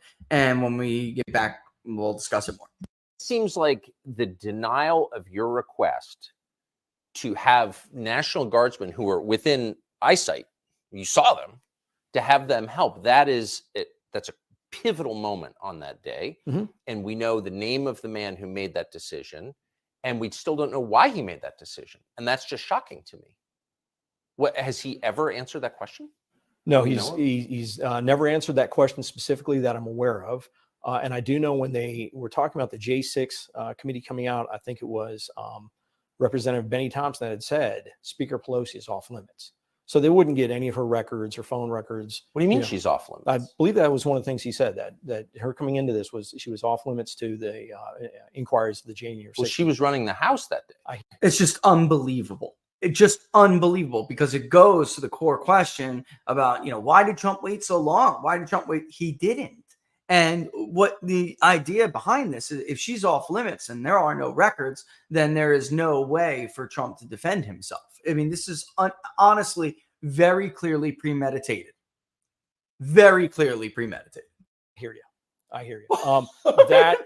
If we're truly trying to get to the bottom of this, trying to find out what happened. Other than that, Mrs. Lincoln, I mean, that's insane. Yeah, you would be getting everyone's records. I've been forthright. All my phone records have been turned over. And like I said, there's a description of all the numerous calls I made requesting approval. Think about it. In that 71 minutes, I called in 17 police agencies, 1,700 officers to help us get the Capitol back. And it also made those 11 calls trying to find out where. You are as precise as an airline pilot in your recollection of things. So yes, honestly, more like air traffic control, not even a pilot, more like air traffic control. He was as precise as, with time and who I called when, what I said when, what order I gave when, so I still think it helps though, because he's very clearly backing up Trump's version of the story overall. So, I mean, it certainly helps. The problem Trump is going to have, though, Butch, is right now, I kid you not, you should go to Julie's feed and you'll see it. They're arguing that Trump is going to taint the jury pool by showing and tweeting and talking about exculpatory evidence like this. They're literally making that claim. The jury pool is already disgustingly tainted. The jury pool is already completely unjust and unfair and not capable of being impartial. It is partial. So any attempt for Trump to that situation is being labeled him tampering with the jury pool, and it's crazy. That's why I say everybody needs to not have any presuppositions or make statements that even lends the air of credibility to these proceedings. I have never seen a jurisdiction so they're like demonically possessed. I don't know how else to say it. You can show them the evidence, folks. And in some of the research we've done, They don't care. It will not change their mind. And in some of the research we've done, you can even use their webcam if you're doing online or visual cues. You can use their webcam to gauge reactions to evidence that you put before them. And what are we doing? We're looking to see whether there's any visual indication that something is being absorbed and maybe is getting past the lens of someone's belief system. I've never seen people just sit there like mindless drones and nothing penetrates them. Nothing penetrates them. The only visual cues you'll see are ones of denial. Like, Laura, am I explaining that correctly? Like ones of denial. Like, I'm not listening to this. La, la, la, la, la, la, la, la, la. It's sick. They want to believe the lie, Laura. They want to believe the lie. That's right. Arizona now apparently is going to have 3 different ballot chasing operations. The Arizona GOP data operation is being run by Alec Jones, is what I hear. I'm not sure what is happening at the county level for Maricopa. I'm not sure yet. And then there is TPUSA's Get Out the Vote campaign. Is Charlie's operation the one Arizona should get behind? Charlie is partnering with several people and to delegate that. I'm not sure who he's working with in Arizona specifically. I will tell you the one that he's trying to get behind in Michigan is the operation. So Charlie is finding the right people in other places. I just can't speak to Michigan. All right. I mean, I can't speak to Arizona, but Michigan and several other places, that would be the right way to go. Yeah. The People's House. Exactly. So it's like, how could you storm the People's House? When they were storming the Capitol to pin senators in elevators to yell about Judge Kavanaugh. And by the way, they got their way, didn't they? They got their extension on the vote when they pinned then Senator Jeff Flake, speaking of Arizona, and Lindsey Graham in elevators. They got their way. So intimidation, threats of violence, and force did in fact coerce the Senate into delaying through the weekend the vote for now Associate Justice Kavanaugh, to give the FBI, to give the left-wing lunatics what they wanted, which was another couple days for the FBI to try to find something in Justice Kavanaugh's story that didn't match. But the truth of the matter was the allegations of gang rape were not true. That woman is a poster of what is wrong with this country. This woman, as bad as I feel for her, probably was sexually assaulted sometime in her past. And because every white man represents the white patriarchal system of oppression, she could have looked at anybody and seen that assaulter. It's a shame. We are a nation suffering from mass mental illness. And it's only getting worse. I grew up with it and I saw it. No offense, ladies, but Laura, I'm sure you'll even back me up with this. I mean, when we were growing up in the 80s and 90s, it started to become a cool thing to like falsely accuse a guy of sexual assault. Like it was like cool or something you could use to get attention. It was horrible. The atmosphere was absolutely horrible. Now it's like they're dealing with a host of other mental illnesses. Like you're getting bullied at school, I'm going to be gay. Or I think I'm going to claim that I'm misgendered, right? Because that's how I'm going to deal with my unpopularity. Like I see it with my own eyes and my own kids and their own schools. These are children just trying to deal with challenges, but it's like a fad to be gay or it's a fad to be trans. I mean, it's nuts. This is crazy. Not only are we dealing with it, but we're entertaining it. Oh, I wanted to play a clip. It just reminded me.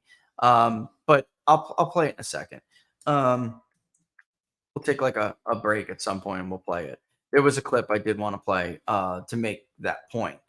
But all right, let's go back to Woo. All right, where are we at now? If Trump is somehow taken off the ballot in the primary or general, are there certain states where a write-in vote wouldn't count?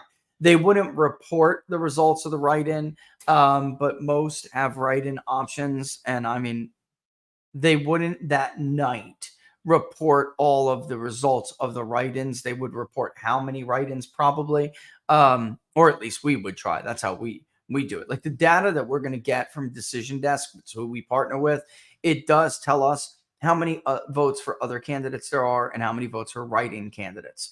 But when you take a case like Robbie Starbuck running in Tennessee, we didn't know how many of those write-in votes were for Robbie that night. And most elections are conducted crazy in this country now, unfortunately. So we would not know how many there were for days and days. But no, they will. Most states have options that they will count. Potential poll question: Is Trump not, if Trump is not allowed to be elected as president? I guess you nominated probably. What degree of faith do you have in our republic? Likely a better way to word it, but to get to the true, take the true pulse. Yeah, there's a better way to word that, but I do understand what you're saying. I actually have been mulling something similar. Well, it's on the topic, but it's not really similar. I guess it's just different. Getting to the heart of people supporting or opposing. Like, do you think, regardless if the administrative state has decided to prosecute political opposition, do you think that the voters should ultimately have be the ones who decide who is and is not eligible to run for president or, be the president? Or, are they cool with the government waging a campaign against any candidate that they don't think they can beat? Because rest assured, folks, they will do this again. Without any doubt. This is the biggest fraud I've ever seen. It's bigger than collusion because now I don't know. They're both really, really bad. But there's no case here. There was no case in Russia collusion either. Never mind. I mean, they're just making crap up in order to hurt their political opponents. They're twisting the reading of the letter of the law. I mean, they're both very bad. And I think believe me, this will happen again. So I want to know what Americans think about this. And I want to get to the heart of it a little bit better. But I understand where you're going with that. I do.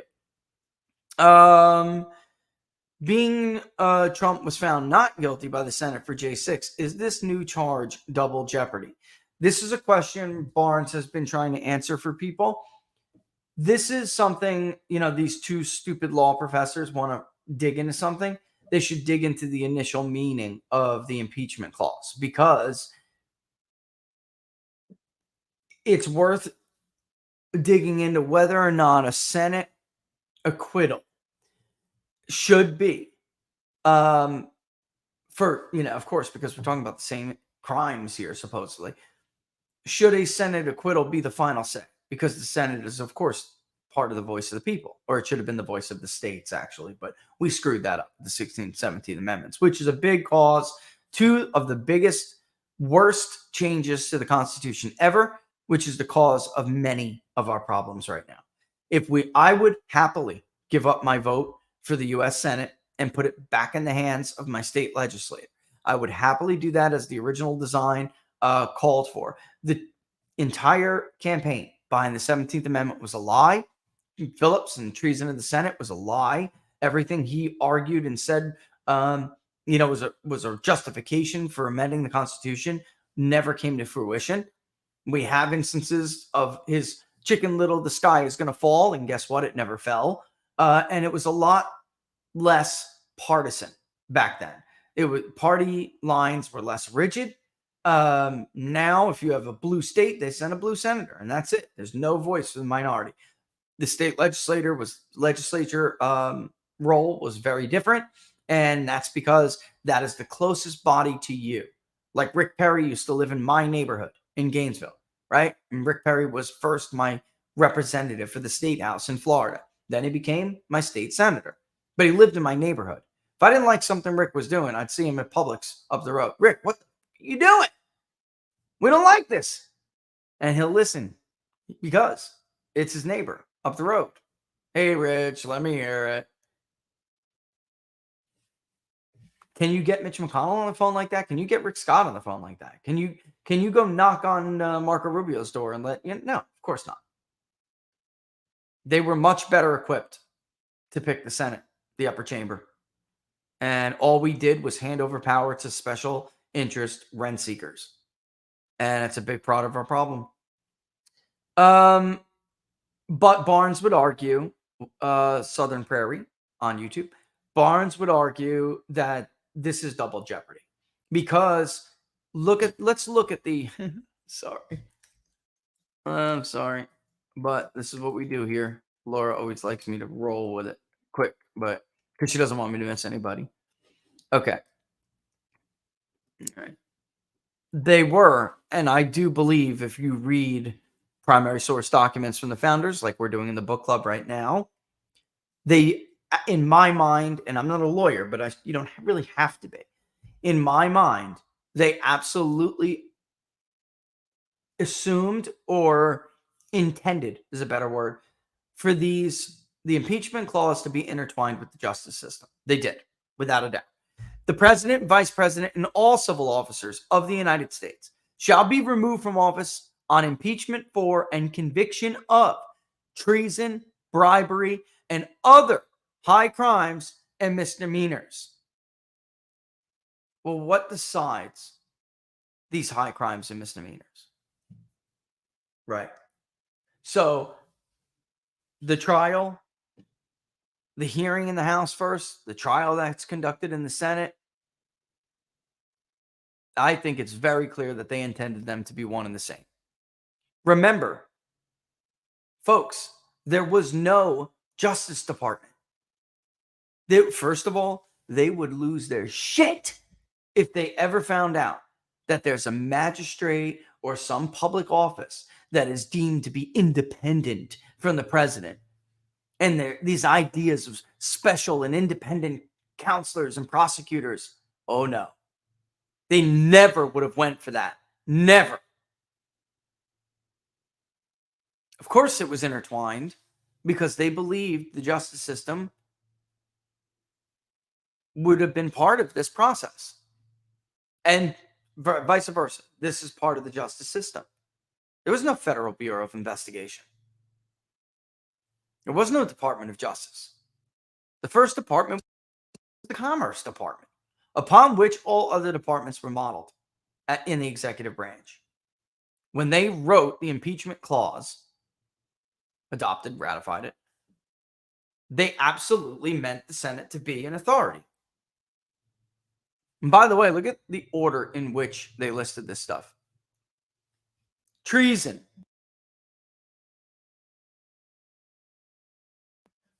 Bribery. High crimes and misdemeanors.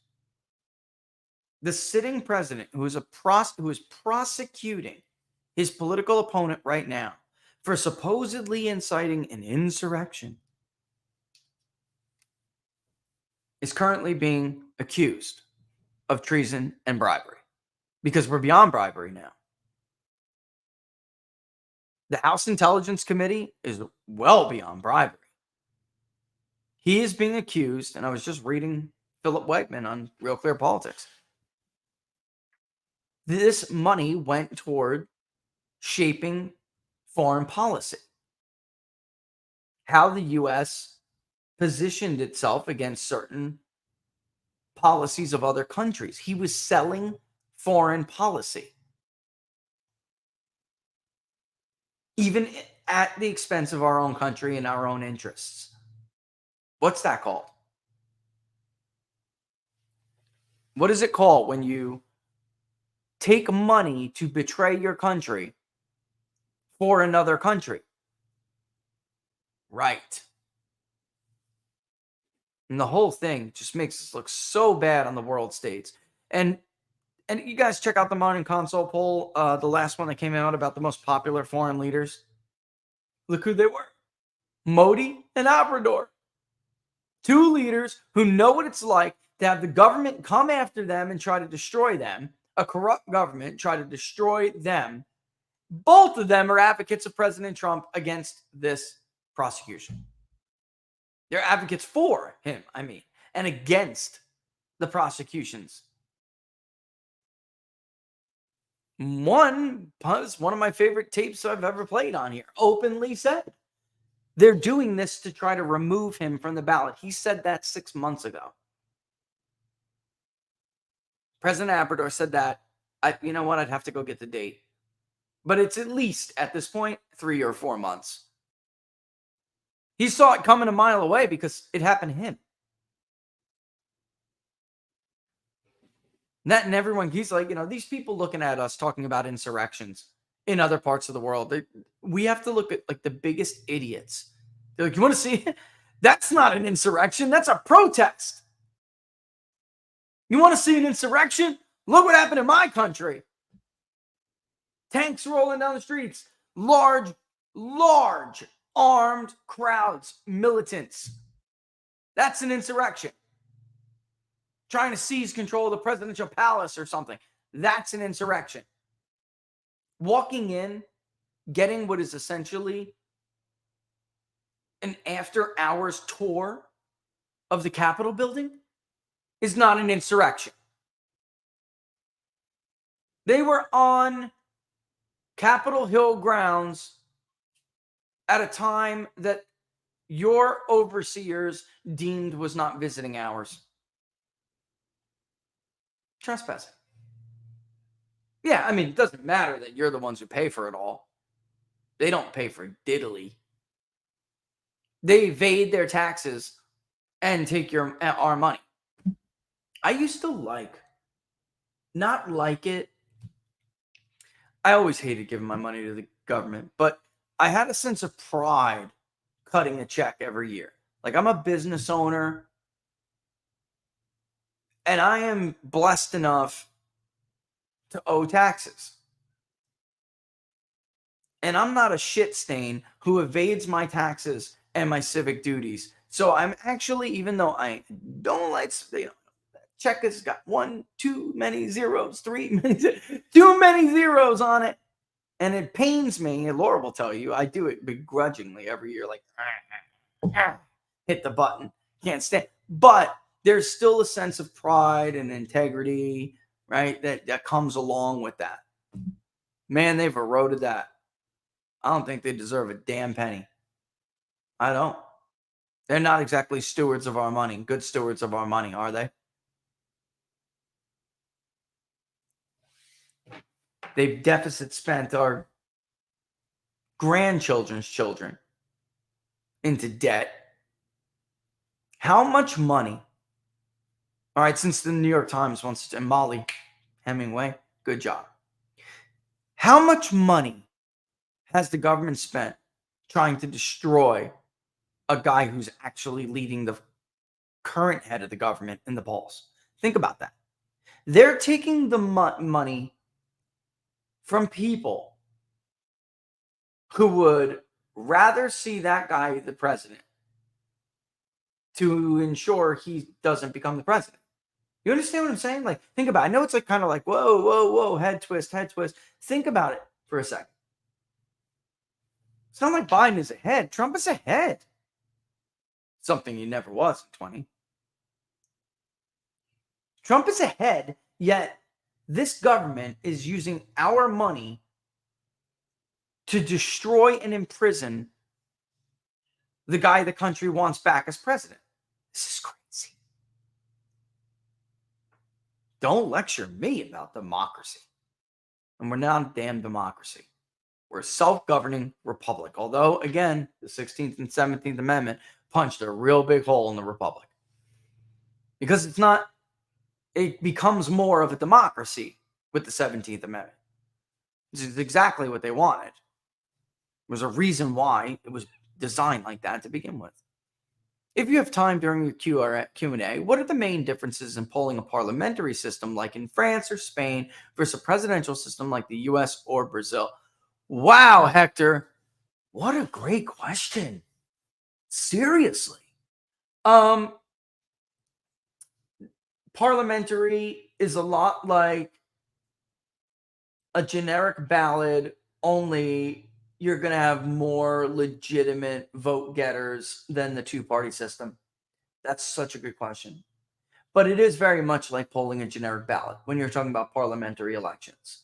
The projections on how many seats they're going to get, that depends. Like in your country, it's slightly different than like England, right? Some countries have ridings, right?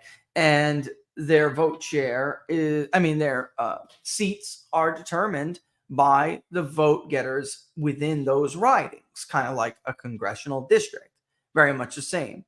But polling, for instance, President Macron versus Marine Le Pen, who is surging as well, by the way, also outperforming her poll numbers. Never in the prior presidential election did she ever look this strong. But that, the real difference is in, it's not really in the questioning of, in the design of the survey. The difference is in the weighting, we're talking about regions, census regions in the United States. And for instance, region is a big deal for weighting. You need to make sure the Northeast and the West and then Midwest, everybody's well represented.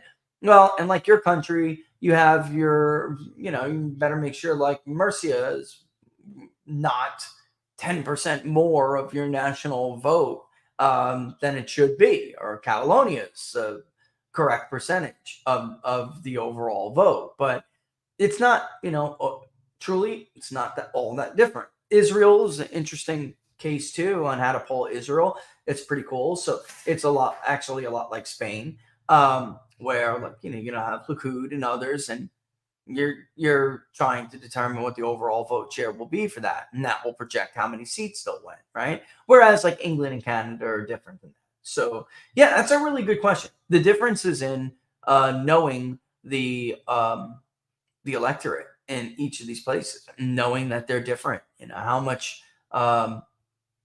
vote share from different parts. You have your regions in your country, just like we do. You have your gender and, education demographics, just like we do, but they are going to be vastly different. Is America more difficult to poll than some of these other countries? I'm honestly not confident in answering that. So Brexit, we did work with somebody when Brexit was going on, and it was like a simple yes or no. And I think when people missed in Brexit, they missed for largely the same reasons that people missed the 2016 and 20. They missed 22, even though they got Biden right, technically, which I don't think anybody believes. Even when lefties who are watching, you don't believe it either, so stop. Yeah, I mean, I'm not going to entertain your delusion. You want to believe it, that's fine. But I've polled it, and more than a third of even your own don't believe it. So, I think that they missed it for largely the same reasons. That they didn't realize that the electorate would not be super, super educated and higher income, that there would be a larger working class component.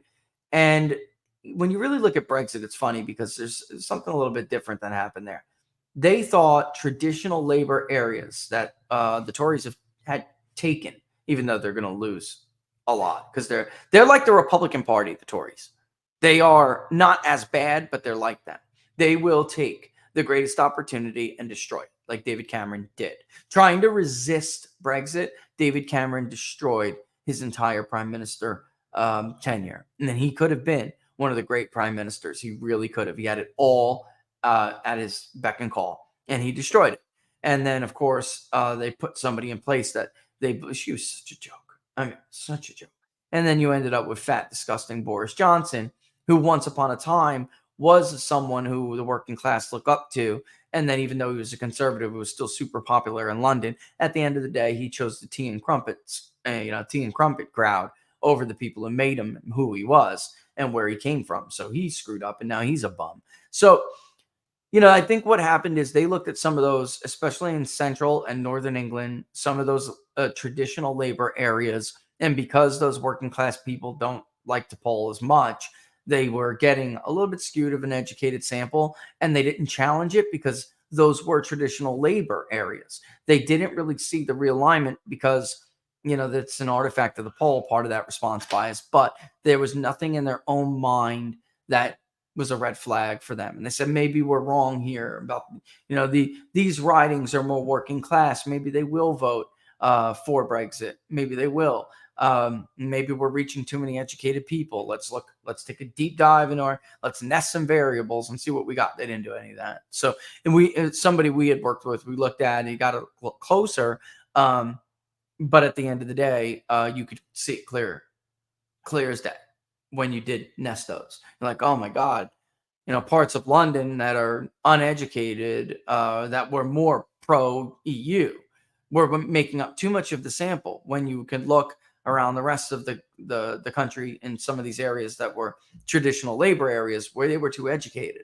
And that's a major problem in Poland. We get that now. That's why rural areas, when you look at crosstabs, they always overstate Democrat support in true vote share, and they always understate Republican support. So the rural areas are very much like that too. It's like what Robert said.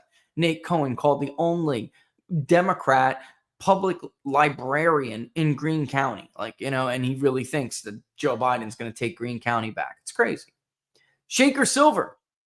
Are the neocons so conceited in their hate of Trump that they'll destroy the party, or are they deluded? What future do they see if they remove Trump? It's a little bit of everything. That's a really good question. Honestly, it's a little bit of everything. Some of it is they really can't see it because they're not from the rest of our world. They don't live in the real world. They live in the constructed political world of the ruling class, and they don't see it. So others at this point, if they're being intellectually honest with themselves, they do see it, but they're deluding themselves. And they are so yearning and wanting for that time before Trump again, that they're allowing their own delusions to overtake what they know to be true. And then there's the worst, I think, of the worst, who do know, and if they don't care.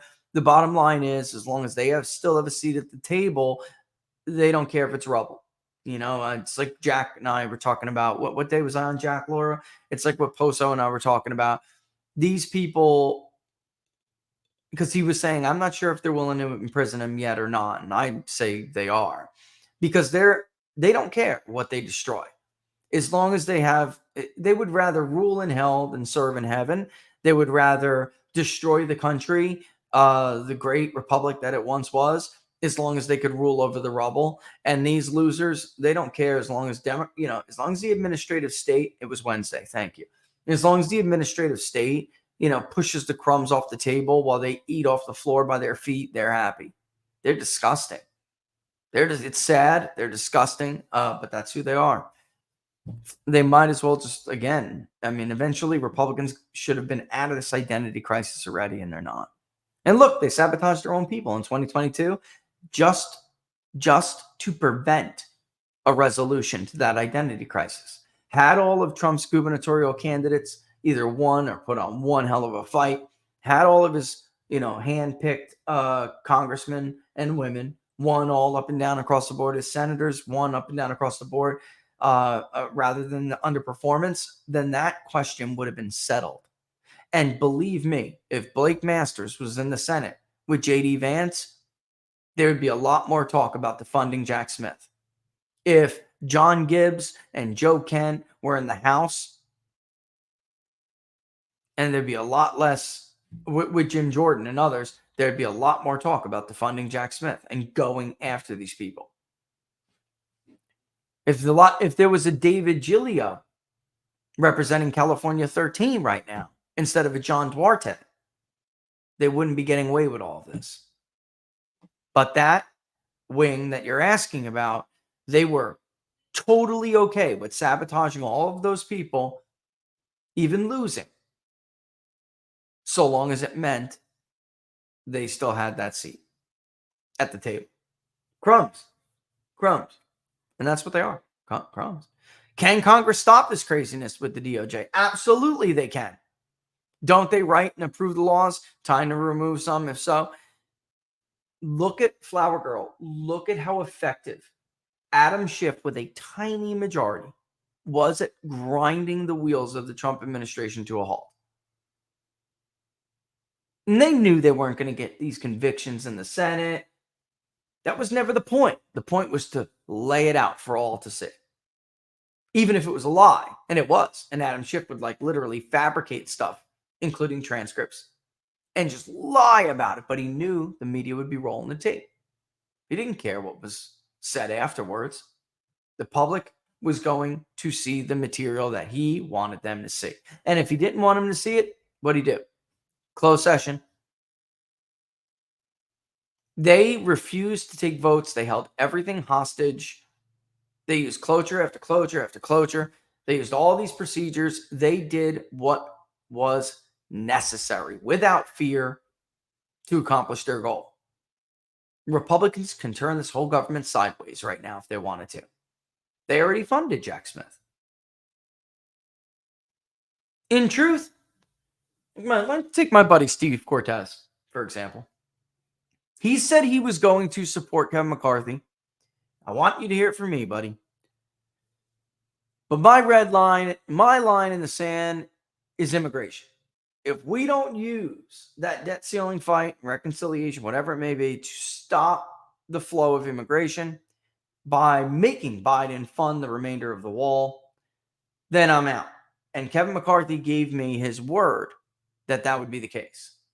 Well, guess what, folks? Jack Smith wouldn't have been funded if people actually held Kevin McCarthy's feet to the fire. They didn't, did they? Some, their demand was the January 6 tapes. Others, their demand was to investigate the January 6 tapes and those, like, listen, not a fan of it. I'm not an MTG fan, but I want to be able to investigate the investigators. That's what it's going to take to get my support. Where is it? You're investigating Biden and you're slow walking yourself to an impeachment. Excuse me, hiccup. I think it's pathetic. Joe Biden absolutely should have been, the impeachment proceedings at least should have been started already. You have smoking gun evidence of bribery and corruption to the point of the T word. You have it. You know you have it. So the only question is, why haven't you started these proceedings? You don't get a conviction in the Senate. Ted Cruz said he doesn't think, that doesn't matter what smoking gun you have. Democrats, you will not get a single Democratic vote to convict. No Mitt Romneys in their conference. Not a one of them. But again, that was never the point. The point is, the New York Times and the Washington Post can no longer bury this story for Joe Biden if the House is holding impeachment hearings. Nancy Pelosi already changed the definition of impeachment and the process of impeachment. So Kevin McCarthy has full reign. He could fly subpoenas everywhere. They don't answer him, someone's going to get locked up. That's another thing. The power of the subpoena, Flower Girl, under the Democratic House carried the weight of law with it and the consequence of not following. Not Republican subpoenas. And by the way, none of this would have been even happening right now if Paul Ryan and Kevin McCarthy let Jim Jordan and Mark Meadows do their damn job. And Devin Nunes. Sorry. Devin Nunes was part of the team who walked in there and said, we want subpoena power. This is a hoax. They're trying to subvert the president. This is not real. Robert Mueller should not be allowed to continue. This is fake. Paul Ryan. No. Kevin, talk to him. Paul said no.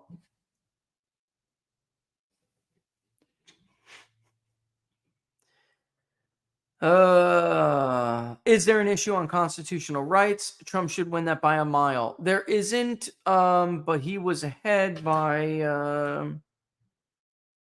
it was just about, where is it?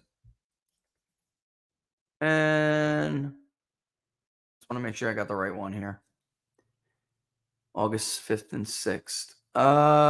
There was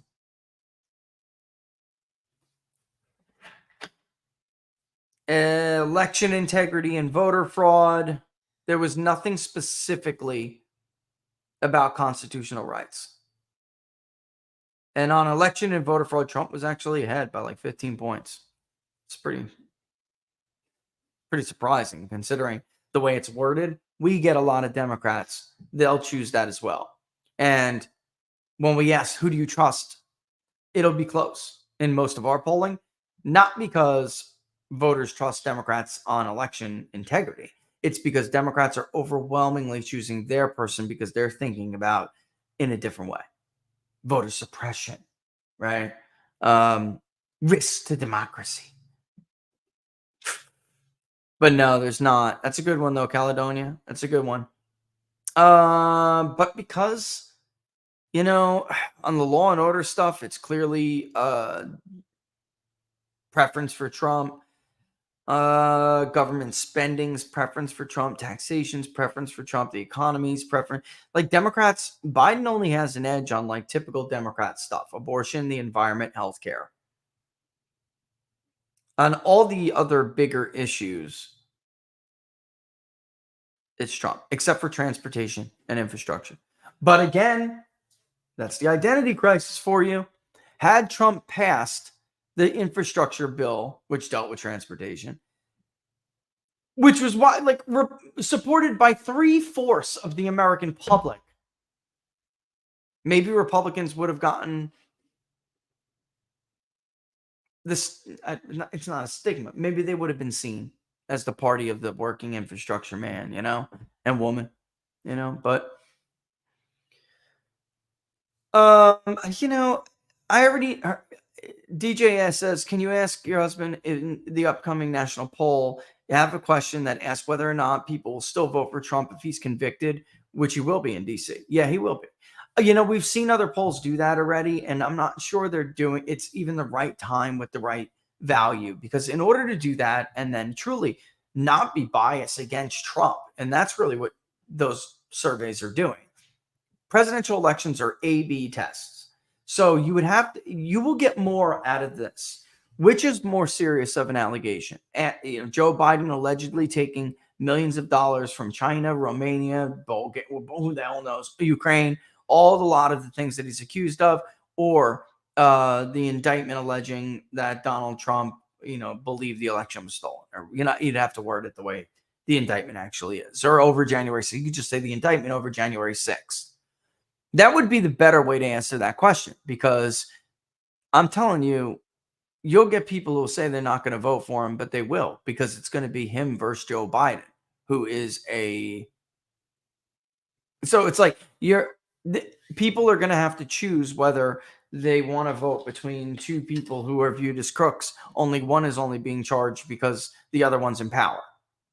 I just don't see that as we are already asking people whether or not they will vote if so-and-so is the nominee. I just don't see, they already know.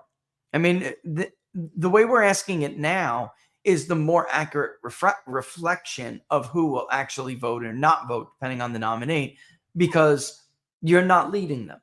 And you're just asking them the same question for all different candidates. If they know about it and it has turned them off, they will say, I won't vote for Donald Trump. That will show up in the numbers. Obviously, when you see him taking the lead in this Redfield poll, and he's still ahead in that poll, and he's ahead in this poll, these are all post-indictment polls now. He's ahead in Arizona, even though most of the interviews, almost all of them, were conducted after the indictment. And Emerson never had Trump ahead in Arizona. They had him down by about as much as 2-6. They had him down. And the last one was Biden +2. They were very, very close. So he's down and ahead. I mean, he's up and even ahead with independents in Arizona, which he lost in 20, even after the indictment. Do I think Democratic voters are near their maximum potential turnout? Yes, that's the short answer. I think most of the field right now is Republican friendly to pick. And listen, because Biden has let in millions and millions and millions of people, when that generation matures, goes through political maturation, Republicans better have a damn buffer, because it may not be, but it may be that they will have to deal with a new underclass Democrat voting bloc. All right, along with those stupid, white educated, liberal women who, don't put their turn signals on. That will be something they'll, as time goes on, and those Hispanics and others who came in go through the maturation process further, they'll start to vote more Republican, like we're seeing happen now. But in the beginning, you might get that bump. Other than that, what is in the country now, overall, even with, new entries, is ripe for Republican picking. I really, really believe that Democrats have about maxed out their potential. Except for even the younger voters. Look at them.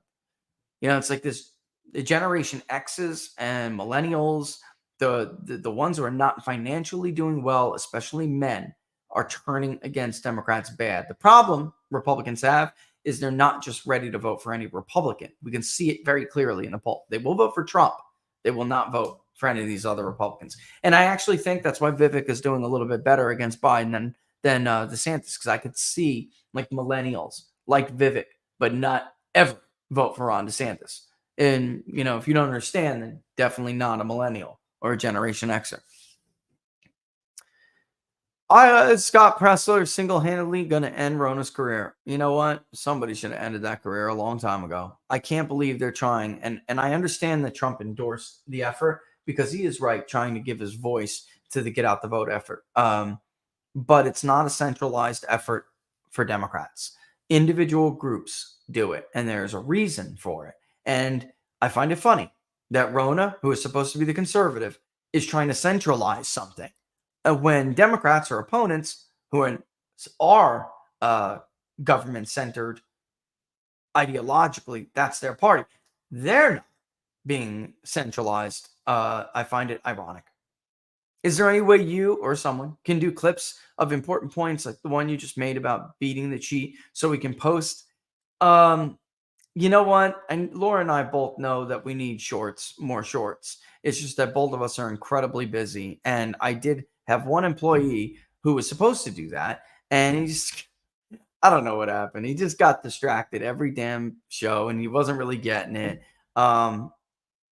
Jack asked, you know what, Laura? Jack asked if we had someone. He knew someone. I don't know if he still uses them, but I like how Rav pumps out those shorts after you do an appearance. I know we do. I'll try to clip that one myself. All right. Remind me about that, Laura. Can you do that? Because I think they're right. During my time in politics in Ohio, we literally took rain, especially storms, as a good omen.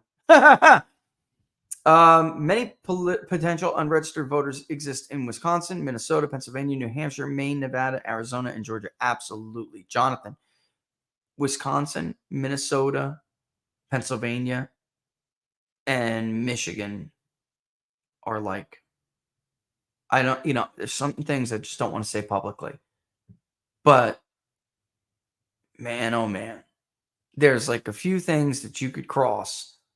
And it's, from behavior, these people are most likely conservative, right? Or they're definitely Trump supporters or would be Trump supporters.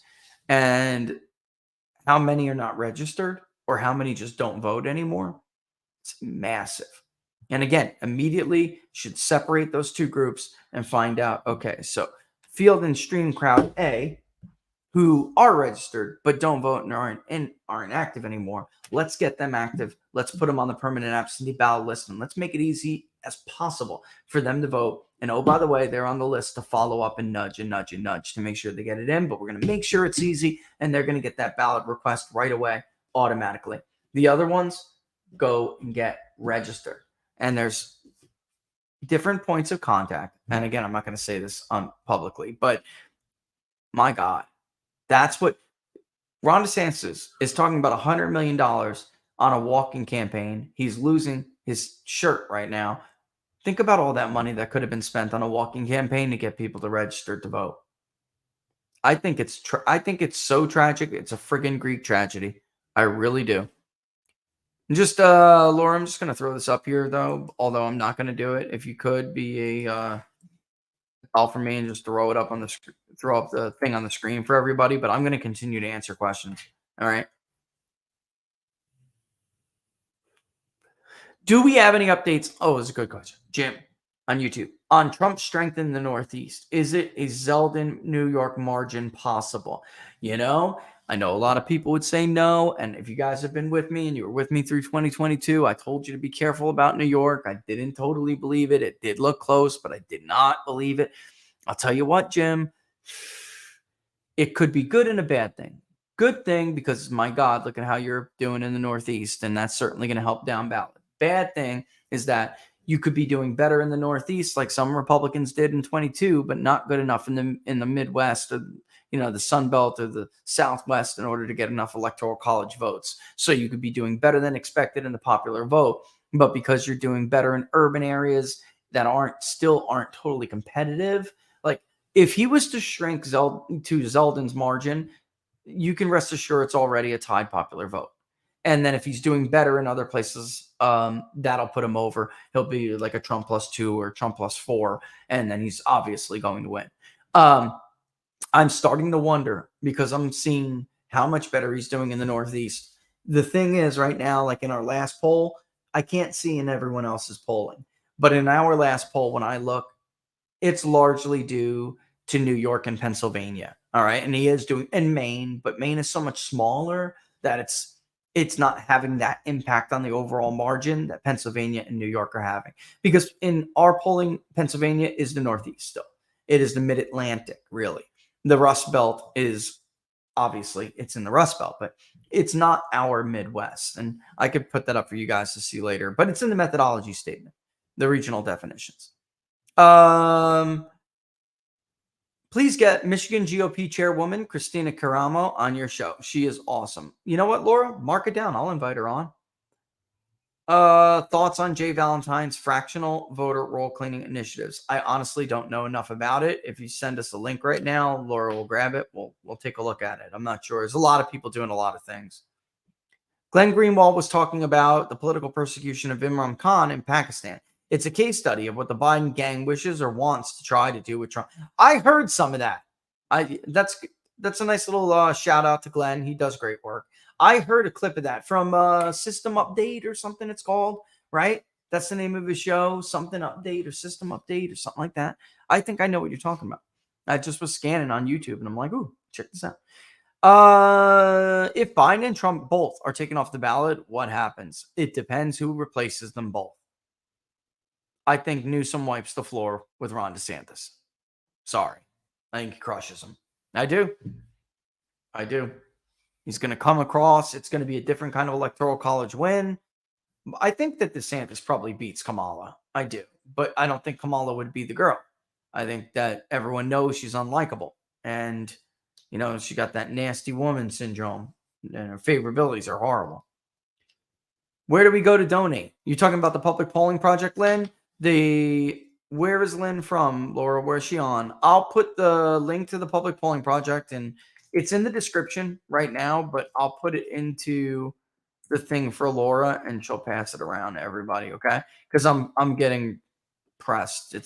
We're going to stay on a few minutes longer here to get. Can you just send that in the comments to everyone, Laura?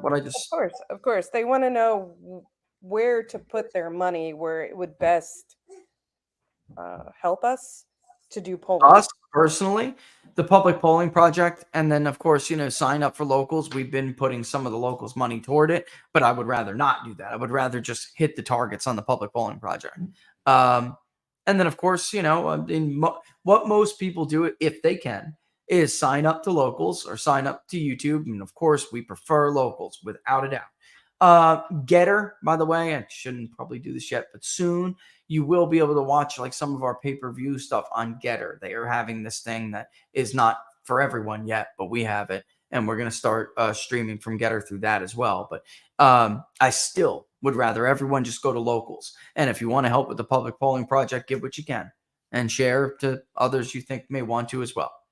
If in some bizarro world, Kari Lake ran against Kim Reynolds in the Republican primary for governor, who would win? Well, I mean, you mean in Iowa? I mean, because Kari Lake is originally from Iowa. But listen, Kari Lake is probably the second most popular Republican nationally. You look what happens when you go against Kari Lake in Arizona. I'll tell you that. Now Ron DeSantis is down 50 points in Arizona. He's down 45 to 50 points. I tend to agree with Emerson more than Ohio Predictive Insights for two reasons.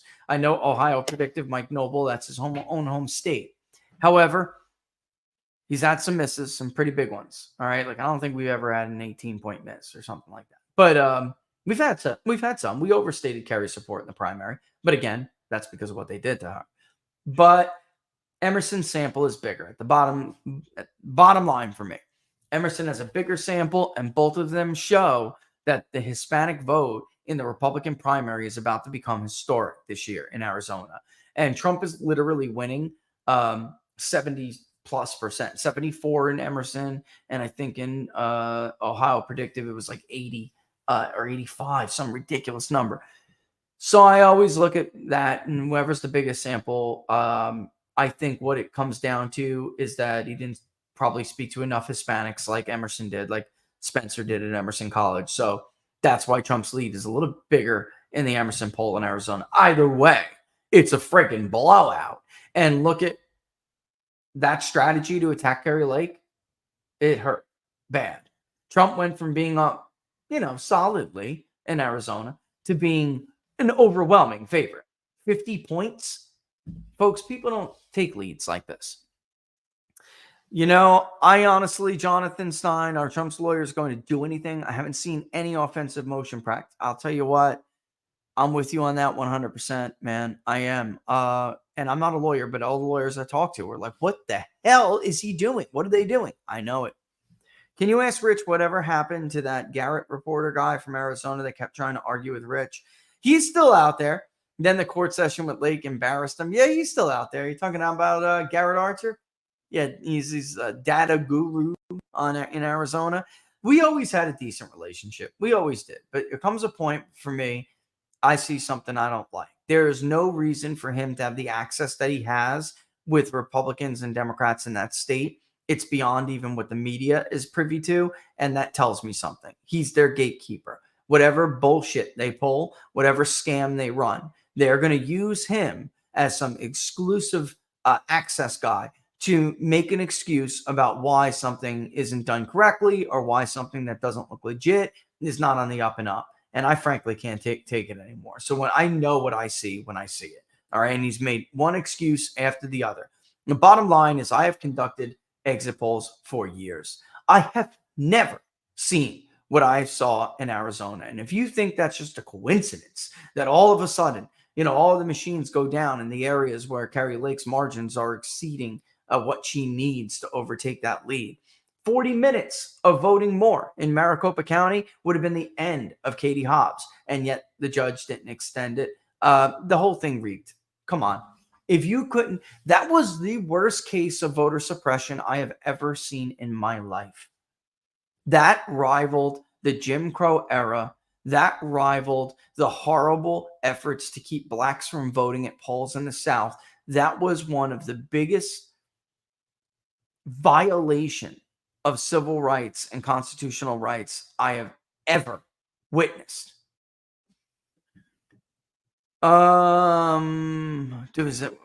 many Americans believe we're in a functional republic versus a banana republic? That's another good alternative to the way, because it's like, would you still vote for Trump? It's irrelevant.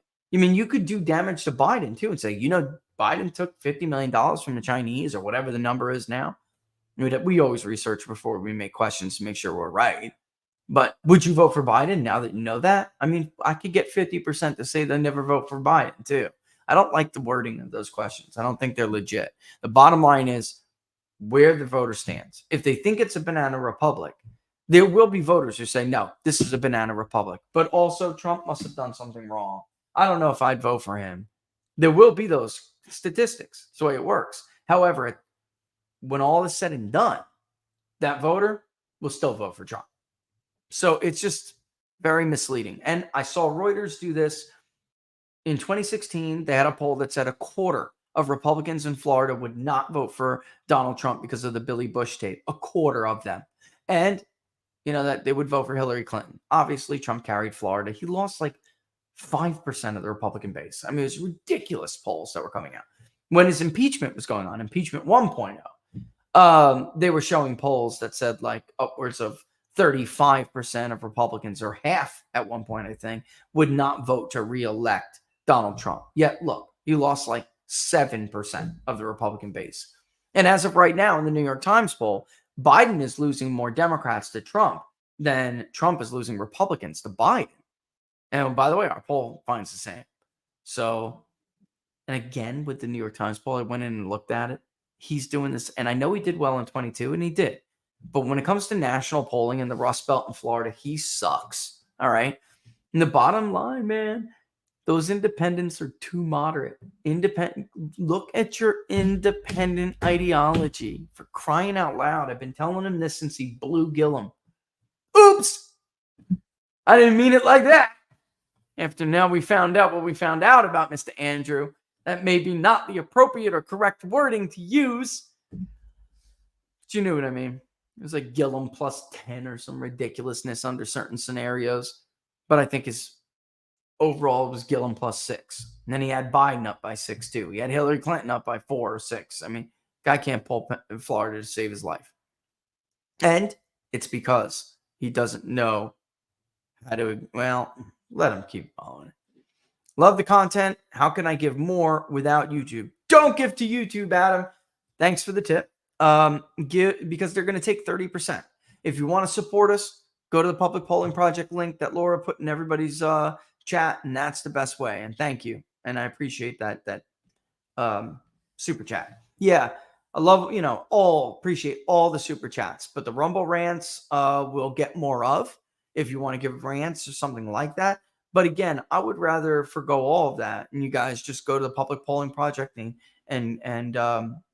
do what you can to fund it up. We're at 63.86% right now. Maybe it went up since then. Let's say 63.99%. So that would be the best way to help us, especially because of how we have to move forward. It's not going to be a small amount, but in the long run, it's going to help us. Rumble rant. What do you think of Laura Loomer getting a hold of the FTC complaint of the DeSantis campaign? 49 pages of named donors and overspent donations. This girl's killing it. It's why I had her on when everyone's, oh, Laura's crazy. Don't put Laura Loomer on. I don't care what you have to say about Laura Loomer. They're calling it being loomered for a reason. I mean, now it's all in, like, it was in that Nazi meme the other day. That's all right, our, whatever that couple is. They'll carry it. Just give them a call. Sir, fear. They've been lured. She loomered them. And I got to tell you guys something. I do. It is not uncommon. These Rhino donor class, like Republican donors, but the Rhino donors especially, it didn't shock me at all to see that guy's trophy wife in a gentleman's club, which is notorious for swinging. Like, I swap your wife, you swap mine. Like, it didn't surprise me at all. Laura has to run around with the bat. I'm going to leave it at that. It is not uncommon. These are trophy wives that these guys have. They don't seem to love them very much at all. And they don't seem to care what they do or say in public at all. I got stories for you. I'm not going to do my wife dirty like that, but she's my best advocate. If it wasn't for Laura, I'll tell you. Do I think that Dems will overturn the election if Trump wins? I think they'll do whatever the hell I don't know that they will be able to this time, Norm, because understand Trump has more support this time. It would be harder to fabricate, something here or there. Like, it will be harder. I think I addressed that though earlier, Norm, with the beat the cheat thing. It really does matter. I think Republicans are more. There's more of a risk for Republicans this cycle in 2024 of them self-destructing than there is of them getting legitimately beat by Democrats. Like, they absolutely still should have had a fantastic midterm. They didn't because of their own mistakes. They didn't because of their own sabotages. They didn't because of their own self-destructive behavior. And we're seeing it play out all over again. Please tell people how bad it's going to be if Trump isn't on the ballot. They're going to get killed. They're going to get killed. You give it 10, 15 million people easy. Stay home. Millions others write his name in. It would be a bloodbath. At this point, an absolute bloodbath. Now, is there some way I could probably foresee that? I don't think so. Because the fact of the matter is, I'm going to leave it with that since that was the last question. I'm going to leave it with this, folks. There's a reason for this. Here's Ohio, the Rust Belt. There's a reason for this. There's a reason for this. There's a reason for this. There's a reason for this. And we just talked about it in Redfield strategies today. There's a reason the underperformance is there. And in our own poll in Ohio, by the way, Trump is outperforming Ron DeSantis by 8 points. 8 points. It's the entire state victory. It's the difference between biting your nails. Oh my God, are we going to lose Iowa? And then being like, well, that's a blowout. We can take that state off the map and not have to worry about that anymore. I mean, you got to spend resources too. And if you don't, by the way, they have an indictment loaded up and ready to go for Ron DeSantis if he ever became a real problem for them. They do. Shipping migrants to Martha's Vineyard. So they'll bankrupt him just as quick. They'll prosecute him just as quick. And if they don't, it's kind of even worse. Why? Because then you know he sold you out for real. Then you know they have met, talked it over, and you are getting the shaft again. Just like George Bush gave you. Just like Mitt Romney would have given you. Just like John McCain would have given you. And Barack Obama voters. Just like Barack Obama gave you. Became really hope and change. It became real clear real quick that there was no hope for any real change. There was never any real hope for real change. He sat down with Jim Comey. Jim Comey showed him that folder, and it was over. That's the way this government has been run for decades now. That's why nothing ever gets done, and nothing ever gets fixed. Nobody ever gets represented. No president ever really changes anything. Like him or love him, this guy did. I promised to move this embassy, I'll move it. I promised the VA Accountability Act, it's coming. I promised tax overhaul, and first one in 31 years, it's coming. We have got to compete with the corporate tax rate in the global community. And there we have it. It's done. Right in the Goldilocks zone, too. There's a Goldilocks zone for corporate tax rates. Too low, around 15. Some people say 11. Too low, below 15% for sure. Too high, above 25. You'll get avoidance when it's too high, and you'll get lesser economic activity if it's too high. If it's too low, you'll get more economic activity, but the rate will be so low, revenue to Treasury will still decline. You got to get it in the Goldilocks zone. And when you're in the Goldilocks zone, guess what happens? Workers' wages rise. 55 years of data from the OECD, not exactly a right-leaning institution, is a Paris-based, commie-run, left-wing organization. And them and the World Bank both, very clear. He didn't finish the wall, but he sure as hell got a lot of it up. And he stemmed the flow of immigration. No president, all presidents, Democrat and Republican, had promised to do that. They failed. Remain in Mexico was a big part of why he succeeded. But he succeeded on a number of fronts with that. Amending the visa program, it's gone. The visa lottery, it's gone. I mean, so many things, even down to killing Qasem Soleimani. You know, people would say they would do these things, but then like they would get calls. If you killed Soleimani, General Soleimani, there's going to be all these terrorist things. Iran's going to retaliate. Blah, blah. They're going to fund all the Hamas people in the Gaza Strip. Blah, blah, blah. And he just did it. I don't care. I got a shot. He's dead. Guess what? He's dead. I'm going to make NATO pay their fair share. George Bush said that too. He wasn't dubbed as radical for it, but he said it too. And he didn't. Not only did he not make NATO pay their fair share, he let them bandwagon. He let them bait and bleed. He let them bleed us dry. We footed the bill. We added the trillions to debt for his bogus wars. Not Trump. He made them pay their fair share. So like him or love him, he did it. Because when it came his turn, when Comey, and by the way, this meeting is publicly reported. I got to talk to you about something, sir. Let me show you what they got on you.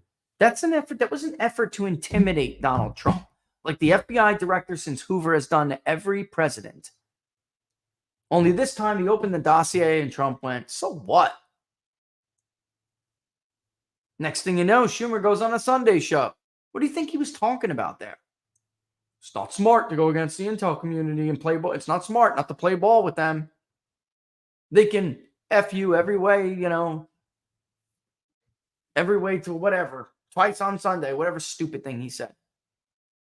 It's simply because this was the first president who said, no. No. I was elected to do some things. I'm going to do them. You may not agree with them, but you can't take it away that that's what happened. And because those things, which were for the people who elected him, were at odds with the interest of the administrative state, they first tried to wage a coup to get rid of him. And when it didn't work, now they're trying to imprison him. They like their empty suit. They like their skin suit.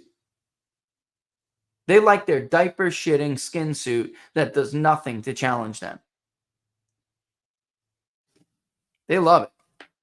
Oh, what's this? What do we got here? Just sign it. We'll talk about it later. Okay.